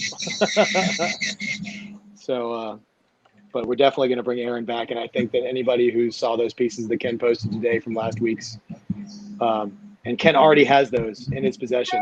So he did those live last week or did them the next day or day after, and Ken already has them in person. So those are going to get shipped out soon. And so that's a pretty fast turnaround for those phenomenal pieces. So, and if you didn't see them, yeah, I just got to box them up. There you go. And if you didn't see them, just go on the 4C Facebook page and you can take a look at them. And just know that Black Widow is mine. I got one. I took advantage of the fact that he was willing to do a few more. I didn't post my Hulk. You did not post your Hulk, yeah. Ken got an insanely cool colored full figure incredible Hulk that I'm sure he'll show off in some way or another.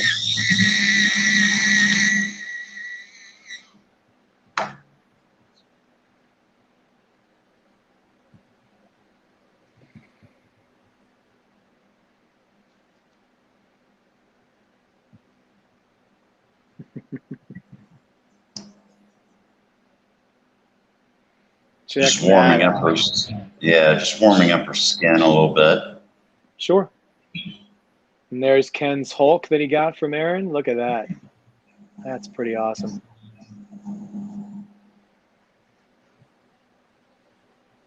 That's fantastic. Oh. Well, make sure, Craig, before you package these out to send to us, the pieces, the 2 pieces you're doing live and the Loki, that you take a good picture of them, so we can so we can post pictures of them on the site for it to show people what you did, because I'll send those to you later tonight or sometime tomorrow. Yeah, Absolutely. So we can show them off, and that way we can put them on, showing sort of some examples of some of your headshot colors and your full figure colors, just to give people an idea. And just to let you know, like this one he just did in the last less than hour and a half.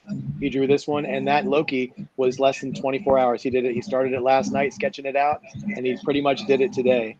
So I mean, these things are, they're fantastic. We are going to allow Craig some time. He does have a life, so I wanted to let people know there is going to be, he's not going to have these done in a week or anything. So we're going to list it on. Craig has a life. He has to go play D&D. Yeah, exactly. He's got D&D 7 nights a no. But we want to make sure that we give him plenty of time to put plenty of work into these pieces to make him as beautiful as he can. So we're going to give him a number of weeks to complete them all, and then and send them out. So I just don't want people to think they're going to get stuff. That was the advantage of doing the live show, is if you got any of these pieces, you were going to get them a lot quicker than getting the commissions. But not, he's not going to take forever. This isn't, we're not going to take a calendar year to deliver these things. They're going to be just a few weeks, and we'll get them out to you guys. No, this is, I actually have the time in my schedule for this now. Like I said, my regular drawing students are taking some time off for the summer, and they're teenage girls. They should enjoy their summer. Sure. And they're great students. I'm incredibly proud of them. Yeah. And then, you said you're probably going to be a lot busier in fall, not only with teaching, but with certain projects and stuff. Like I said, Nancy Collins and I are working on projects together, and we have one that is currently in production. We spent 2020 getting the ideas written down and the script. We've got, and ideally it would be a series. And, we're looking at it, doing it, cross format. Nancy's going to offer it as a prose book. I'm going to offer it as a graphic novel, which is the way I've always seen it. And who knows after that. I am incredibly passionate about the story that we're telling. It has a lot of depth, pun intended. People who are a fan of the work that I did on Aquaman will definitely be on board.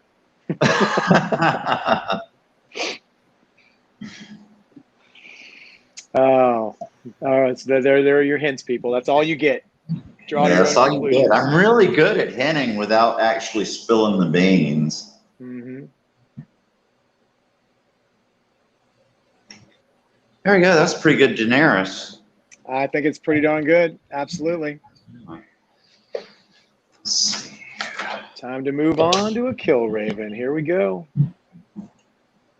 That's so hot for Kill Raven.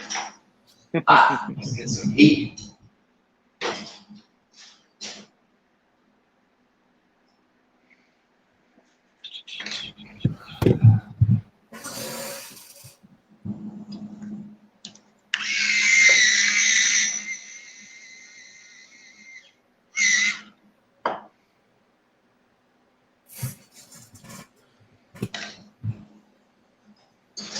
So I'm gonna have to get on my my tablet myself and look up Kill Raven, because I'm not familiar, and I need to be.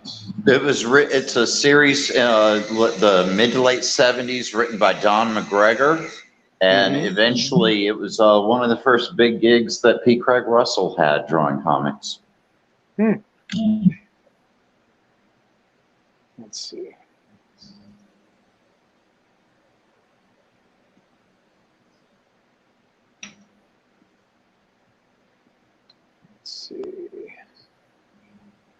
Kill Raven, okay. War of the Worlds, all right. Well, that's a look right there. That's a whole look. And it's funny, the later stories, he got younger, a lot younger. I'm doing the young version. Yeah, I'm looking at a War of the Worlds one right now, and that is an outfit. I got to tell you what, That's a 70s wrestling outfit if I ever saw one.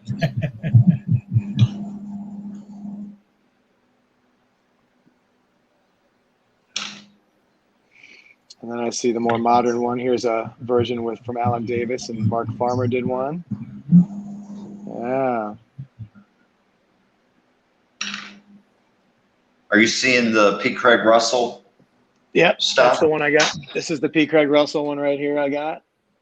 Yeah, that's to me the main version. Mm-hmm. You know, it's more authentic to what Craig wanted to draw. You know, whereas when he first started on the book, it was still very much, I don't know, superhero body type. Mm-hmm. Sure. Where later on he moved into the more normal body type.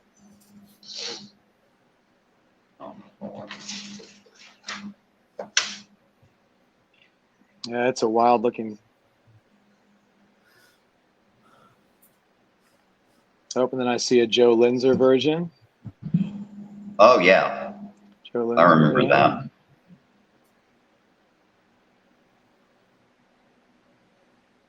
So are you the dungeon master? I mean, what's the role going on here tonight? I enjoy playing. I enjoy. I've got a great group of friends that I play with, and we're like a family. And I often refer to them as a group of people that I like to get together with on a regular basis and not be myself. Yeah. And you know, last night we always play on Sundays, and we rotate one night a week, depending on when everybody is off work.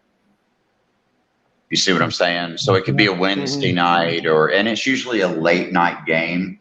And we started the late night weeknight thing, and it was Wednesday night regularly for a good year. And during that time, we did a full storyline, but we all played evil characters. And we rocked it. Like, once we were free to be evil, we just rocked it. Every mission we went on was a success. We had great teamwork. We had great camaraderie. And we were all evil. It was crazy. It was very Addams Family-ish. And that was my opportunity to finally play a necromancer. Boy, was that fun. Ken, you used to play D&D, didn't you? I did, and one of my favorite characters was an evil character, and because I played him that way. And I tried to be true to his alignment. You know, I did things that I didn't have to do. I can remember we came up on a patch of like talking flowers that told us things, and I set it on fire because that's what somebody evil would do. You know, but he had a flowers aren't supposed to talk. Burn that shit. Yeah, exactly. As he grew, and you know, because I had him for years, I had a Vorpal blade. A Vorpal blade in D&D, I don't know if they still have it, but if you rolled a 20, there's an automatic decapitation of your opponent. Right, Vorpal blades do not mess around. And I rolled 20s all the time. It used to make my DM so angry. I rolled 20. I threw it once and rolled a 20. He was just like, come on. So and he died by a clone of himself. That was the only thing. By a what? The DM did he had a campaign where he cloned himself, like this special, like, you know, kind of pond. And when the clone came out, he killed him. And that was the end of the character. So it was pretty good. Yeah, no, my brother was really into Dungeons and Dragons. I didn't quite get into that. My friends were most of my friends were a little bit younger than I was, so I was right on that precipice where I could have gone either way. But my brother didn't want to hang out with me, so I went with the more, I went with the more athletic, playing football and going out and playing in the woods and playing war and stuff.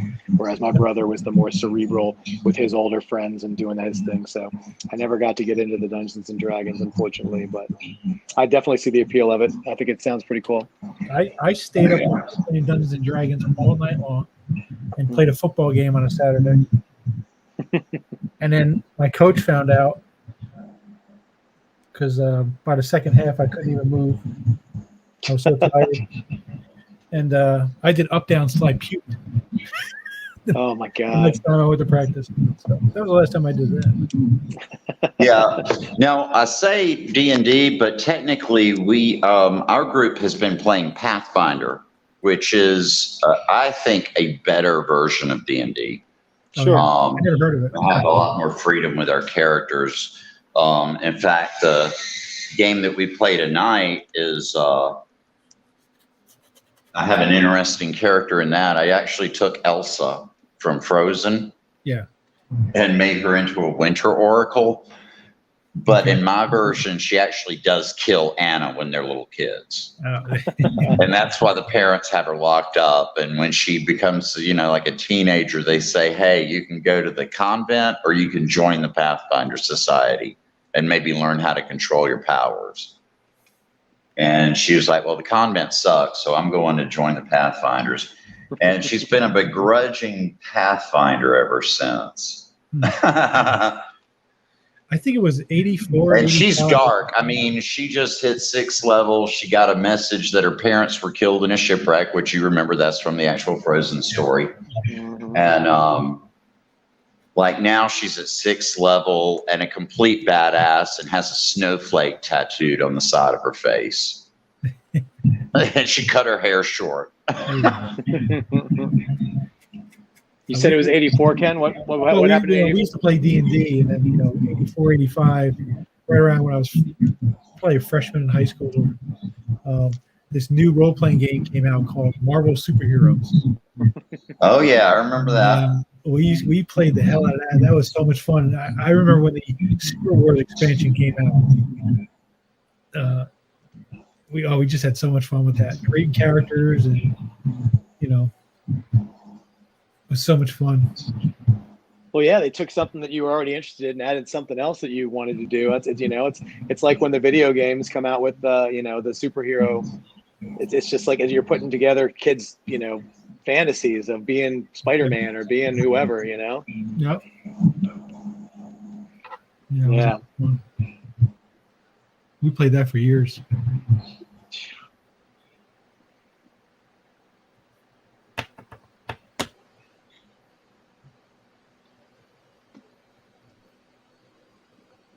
See, I can't wait to see this thing take shape. Now, Stephen, I don't know if we're going to be able to. We're probably not going to be able to finish this live on the show tonight, but we'll definitely get a good way into it, and then Craig will go ahead and he'll finish it up on before he sends everything out to us. Oh, absolutely, sometime. Absolutely. Yeah. Stephen's in England, so you probably went, oh, thank God. Yeah, yeah, exactly. Go ahead and rush it. Craig, just go ahead and finish it in a little time as possible. I'm sure no, I can't do that. Exactly. Yeah, you guys saw he didn't want to put down his pencil on that Elsa, or not Elsa. See, we start talking about Elsa on that Daenerys. Right. I was thinking about the white hair.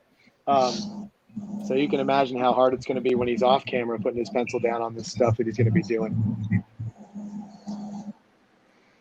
So yeah, I actually communicated with Stephen a little bit earlier, and I'm glad that he won this. He told me he was going to stay up so he could get in on it, and I'm so glad that he did. I had no idea what he was going to ask for, but this is hopefully going to be delightful. Oh yeah. Yeah, I definitely love the character a lot, and I don't think I've ever drawn him. Just so trying to, and I'm also trying to channel a little bit of P. Craig Russell here, and definitely get that feel. Craig has such a unique style.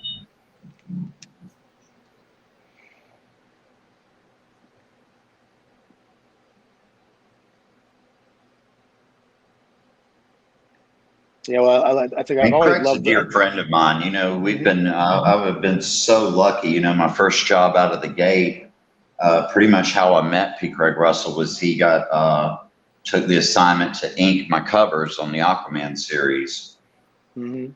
And, you know, for somebody who grew up just adoring his work, what a huge thing that is. Oh, yeah. You know, and that began our friendship, you know, which we have to this day. We've worked together on several projects, and it's always been an absolute joy.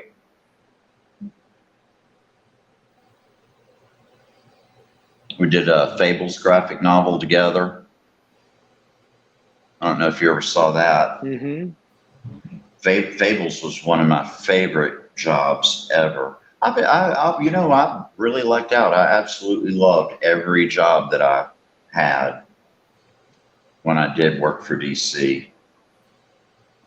And I always pretty much had great people to work with. That helps a lot. Mm-hmm.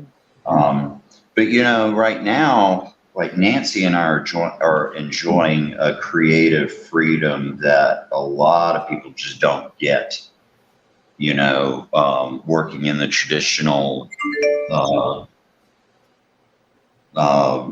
Marvel DC format, you know, you've got an editor in between you all the time. Like 2020, when Nancy and I wrote the Adventures of Captain. Oh, almost said the title. Oh, you got that close. You guys got that close.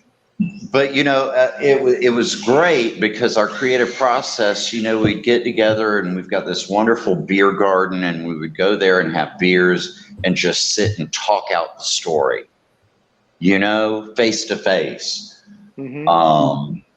And that's a creative environment that you know, is just really rare.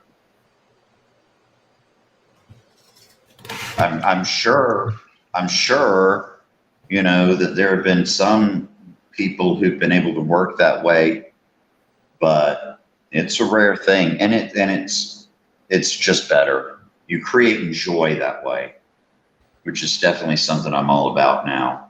Oh yeah. Create and enjoy, where I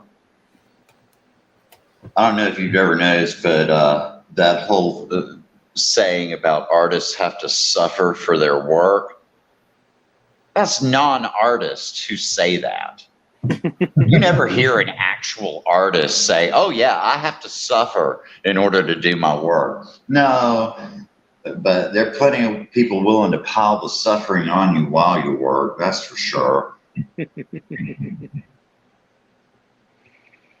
So for anybody who wants to see Craig in person, I can tell you a show he's definitely not going to miss, and that's Heroes Con 2022, 40th anniversary. I can't wait to go down there.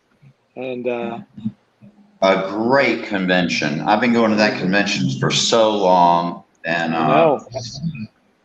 Shelton Drum and his family, they're like family, and that convention, getting together with my fellow comic book artists and writers, it's more like a family reunion, you know?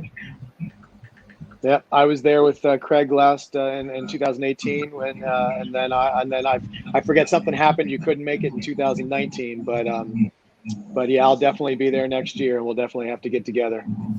Absolutely. That's what that convention's for. Oh yeah. And I'm glad they took another year, you know, to kind of we'll see what's happening with the pandemic, y'all. Yeah, everybody who watches the stream, they know my feeling on vaccination, and that's get vaccinated. That's something Absolutely. I push every show. Absolutely. I'll go so far as to say you're an idiot if you don't. Yeah. And if you argue with me, you're just proving the point. I have zero patience with people who don't listen to common sense. And it's like it's like they've been willfully ignorant. And I don't know, let's not get too political with it, but. Sure. Yeah, like I said, I just want everybody to be safe. And if that's the way to be safe, and I believe it is, I think everybody should get vaccinated so we can get the world back to normal as soon as possible. And I can start seeing everybody in person and we can go back to worrying about. Well, in a new normal. I mean, I'm shocked, all these people weren't washing their hands, and I think the one question my mom has asked me the most in my life is like, did you wash your hands? And I was just raised that way. And being an artist, your hands get filthy. And if I'm sitting down to draw, I cannot have any grime getting on my paper. So I am a very consistent, regular, almost manic hand washer. And I don't mind because that kept me healthy throughout all this. Yeah, absolutely. Like I said, if we take nothing else from this, it's it's nice to know that people are going to be a little more hygienic, knowing how easily. Well, I still wear my mask when I go out to enclosed public spaces, stores, even if it's just the convenience store. I'm wearing my mask in there because people are nasty. Yeah, well, it just doesn't hurt. It doesn't hurt anything to do it, and I think it's gone past being an inconvenience to something that we're sort of a little bit used to now. So I don't think, and I like I'd say to a lot of people, think about how many times you got sick last year. If hopefully you didn't get COVID, think how many times you got a common cold or your allergies bothered you or any of that stuff. Like there's something to be said for wearing the mask, Exactly. Well, I mean, it's very common in European culture and Japanese culture. I know, gosh, when was the last time I went to the New York Comic Con? I wore a mask in the Javits Center. And this was, I guess it was 2016 was the last time I did the Javits show. It may have been 2014. I can't remember. All these conventions blur together. Sure. Yeah, they call it the con crud. That's what they call it at San Diego. And I do not like getting con crud. And that, that was my safeguard against it, was wearing a mask. Yeah, but like I said, if everybody wants to return to going to all these conventions and doing all the fun stuff we used to do and getting back to the new normal, I think that getting the vaccinated is the first step. So anybody who hasn't, please do it, and anybody who has, good on you, and just keep being safe. And keep being safe, Still, when you're in public spaces with, especially with the Delta variants going around, you need to be masking up. Yeah, like I said, doesn't hurt anything. I think we're all used to the mask by now, and as much as we'd like to get rid of them, it may just a little while longer. And I'm not saying you got to wear it in your own house. If you're outside, odds are you don't need to wear it. But it doesn't hurt anybody to wear it while you're inside around strangers. Yeah, definitely. And where I live, Macon is not a huge town. We have the luxury of, space. People who live in big cities like Chicago and New York, they didn't have that luxury. They had to stay in their homes. At least I could walk through the neighborhood. Right.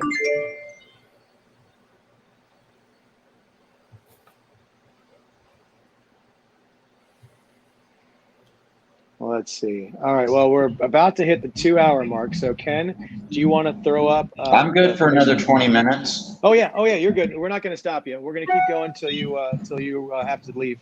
But if Ken wants to, I don't know if you can throw it up on here or not. Do you want to throw up the commission prices? Not the actual commission thing. Do you have that to throw up? If you don't, it's okay. The one you sent me?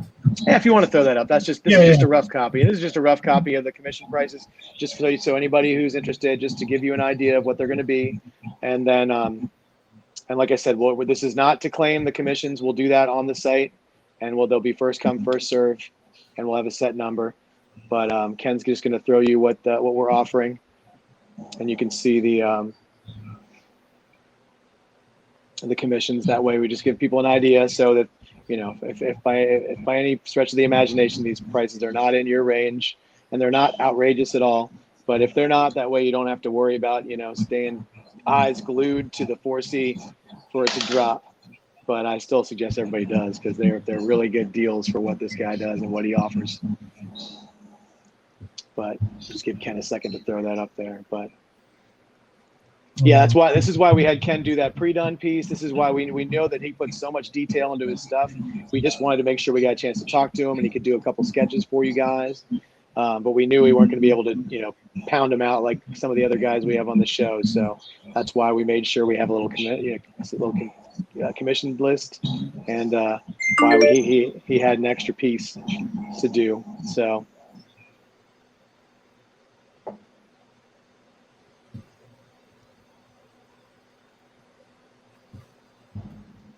Well, I'm trying to. Oh, you're fine. Take your time. I put you on the spot there. Said one of these days I'm going to get my desktop fixed so I can not have to do this all on my phone. But right now it's pretty much Frankenstein downstairs, hooked up to my television with a wireless mouse pad and a wireless keyboard because the screen died on me and all kinds of stuff. So here's the commission list right here. So it's got the two different sizes, 9x12 and 11x17. We're not going to offer any headshots in the 11x17, but we are going to offer them in the 9x12, which is the size you see here. There is a strictly pencils option and a color option. And like I said, the prices are more than they are today because these were special prices that he put out just for the live show. So if anybody's interested in this, we'll pop it up probably later on this evening or tomorrow. Just jump on it, and there's going to be a limited number of spots. So this will give you a chance to kind of figure out your range of size and character and something you want to get. But like I said, I mean, that's why that Loki was such a great deal. I mean, it basically was the piece that's, you know, in that top range that he offered for basically almost half of what the actual commission is going to be offered. So Ken got himself a deal on that piece. Do you feel like you got a deal, Ken? I do. Good. And then anybody, you know, the one advantage is you guys can pick your character now if you want. So that's like I said, a whole different thing. And if anybody wants to get multiple characters, or if they want to get backgrounds or anything else, just let me know and talk to me, and we can figure out. Craig and I will work out a price for that if that's something that somebody entails. Like I said, if you've looked on the advertisement for tonight's show, you saw some incredible full commission pieces that Craig did in the past. So we have to figure out if he's going to have the time, the ability to do those, and if he did, what we'd put, you know, what price those would be in. But nothing is out of the realm of possibility. That's why he's taking a limited number to make sure he can put in the time and the effort that he wants to into these pieces. So, and I feel like doing this is kind of filling the vacuum that not being able to go to conventions for so long has left. You know, now I don't like the super huge shows because I'd much rather, you know, do some good sketches and have quality time visiting with people. With the super large shows, it's nearly impossible. Right. And with the super large shows, it's just there's more stress involved. Give me a smaller, more laid back convention, and I'm going to enjoy that a lot more. I'm going to do better work. I'm going to have more quality interactions. Absolutely. All right, so last chance, guys. Take a look at that, and then we're going to pull it down so we can see this beautiful thing he's drawing. But that's an advanced look at the commission prices for the limited number of commissions for tomorrow. So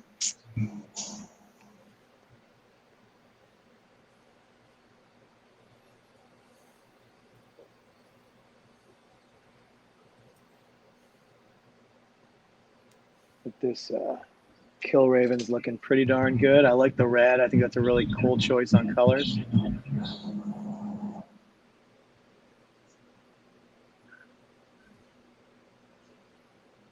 I'm definitely feeling that P. Craig Russell vibe.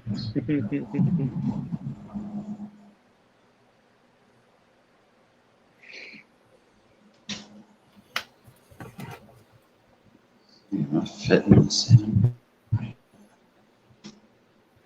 Oh, David Williams chimed in to the chat. Our friend and always contributor. He said he accidentally referred to you as P. Craig Russell at Heroes Con when he was doing a live. Oh God, yeah. Art. He's like, my bad, Mr. Hamilton. He said, I'm awake. I'm reading. Yeah, that is something I have actually never minded.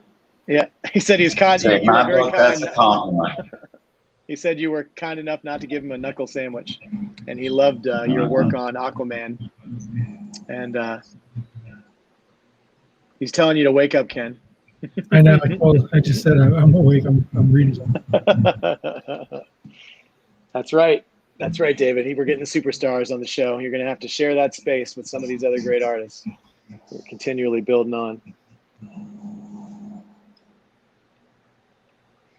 But at least David didn't hop on the show and give you all the grief like he did with Aaron Lepresti last Monday. That was pretty funny. Yeah.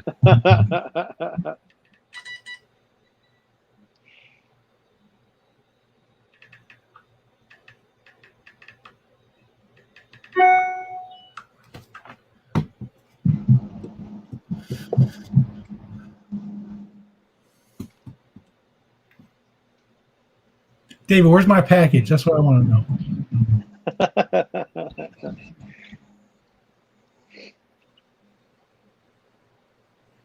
Andy Kuhn stuff from the SketchCon has already landed, and people already posted. Oh, it's people have already gotten it? Wow. That's crazy.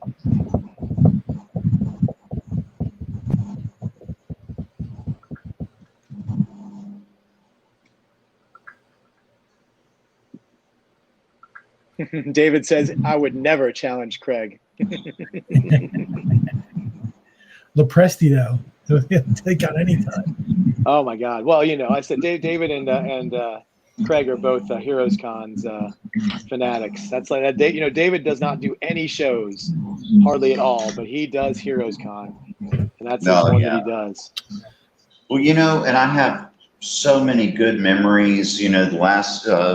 and it's just the sort of convention that allows you that space. The last time that I saw and spent time with Dick Giordano was at Heroes Con, and we had a lovely dinner, with him, and Pat Bastien was there. And, I look back on that very, very fondly.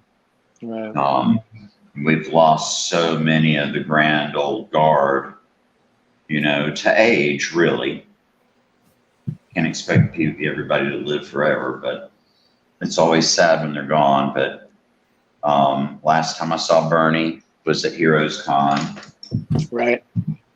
And Bernie Wrightson, for anybody who doesn't know what he's talking about. Oh, yeah.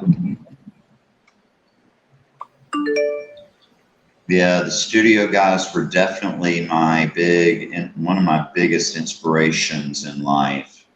All of them. And I got to say mostly Mike Kaluta, because he was just he reached out to me and, like I said, tucked him under his wing. He did that with Dave Stevens as well. All right. Yeah, actually, Heroes Con was the last time I saw Tom Lyle before he had his tragic stroke, and then unfortunately didn't make it. Yeah, we've definitely lost quite a few great creators and over the last few years.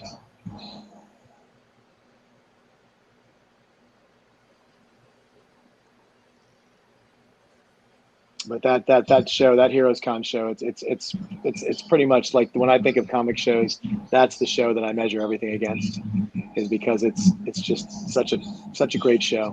And I love a lot of the shows that I've gone to, and it's not to put down any other shows, because there are great ones. I can't wait for MegaCon next month, and Baltimore is always one of my favorites to do. And I've been to New York, and I've been to I've been to a ton of different ones, East Coast Comic Con, and so on and so forth. But I tell you what, Heroes is just a different kind of show. it definitely feels more family. It feels more, you really can feel the connection you can have to the creators of that show, like the ability to talk to them and even run into them afterwards when everybody's at the bar and stuff. It's always a really good time. Oh, Plus yeah, I love the bar.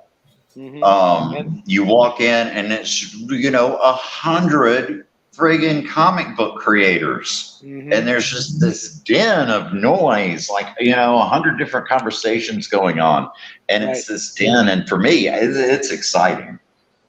Yeah, I love it. Now they do that wonderful art auction there. That's always so much fun. Oh, it is. It's so great, and there's so many good pieces, and it's just such a good time. Yeah, I don't do that many, commission. I do make sure that I have time to do some commissions, at least 3 or 4. But I spend most of my time working on my piece for the art auction. And I enjoy doing that, because a lot of people, they just enjoy watching the artist draw. I mean, you don't have to tell us. We've made a Monday night show about it for the last 3-4 months. And I totally get that. And it's so much easier, and the format for when we do the pieces for the art auction, because you're literally up on a stage. Your back is to the audience, so you're not that distracted. You can focus on your work. And I always like to plan out something, that has something presentational to it, right? And something that would be fun to watch as it was created. Now, Craig, I wanted to ask you: do you still have that that Frankenstein piece that you did, or is that one long gone? The original. That's gone. Yeah, long gone. Yeah. I have a great patron who snapped that one up. You're talking about the big face poster. Yes, we had the big face poster with the clock and everything. Yeah, that one was insanely incredible.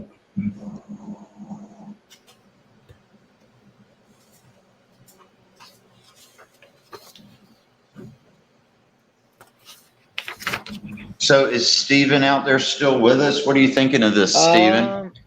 Let's see if he is still out there. He might be staying up and watching you sketch. He might have said, "Thank God I got my piece." Yeah, he won, so he should watch. Yeah. Well, I guess it's after 2:00 in the morning where he is, so he may just want to be surprised. But last I checked, he was still in the group, but that was a little while ago. But he might be. Give him a second. There's of course a little delay. Yeah, a little bit of a delay. Oh, that's beautiful. I see a little Bolland in there. I see a little everything. He says he's up. He says it's gorgeous. Good. That's good. Awesome.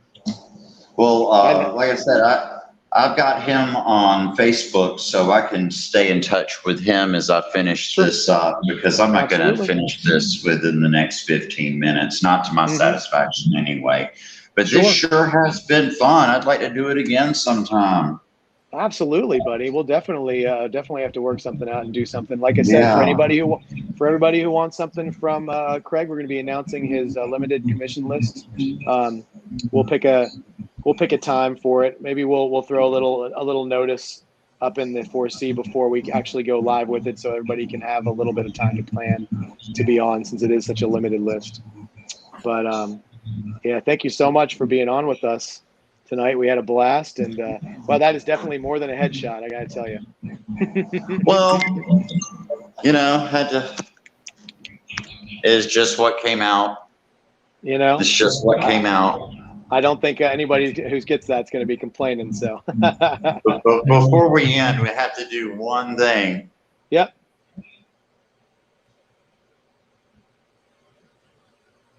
Drum roll. Oh, Kate! You got to bring the cat out. This is my boy Dean. Dean is featured heavily on Facebook. If you're friends with Mr. Hamilton, and if you're not friends, you should be friends with him, because he's a cool guy and he has a lot of fun stuff that he talks about. You can find out all about the drama he's been dealing with for the last couple weeks that has been going on outside of his house, which is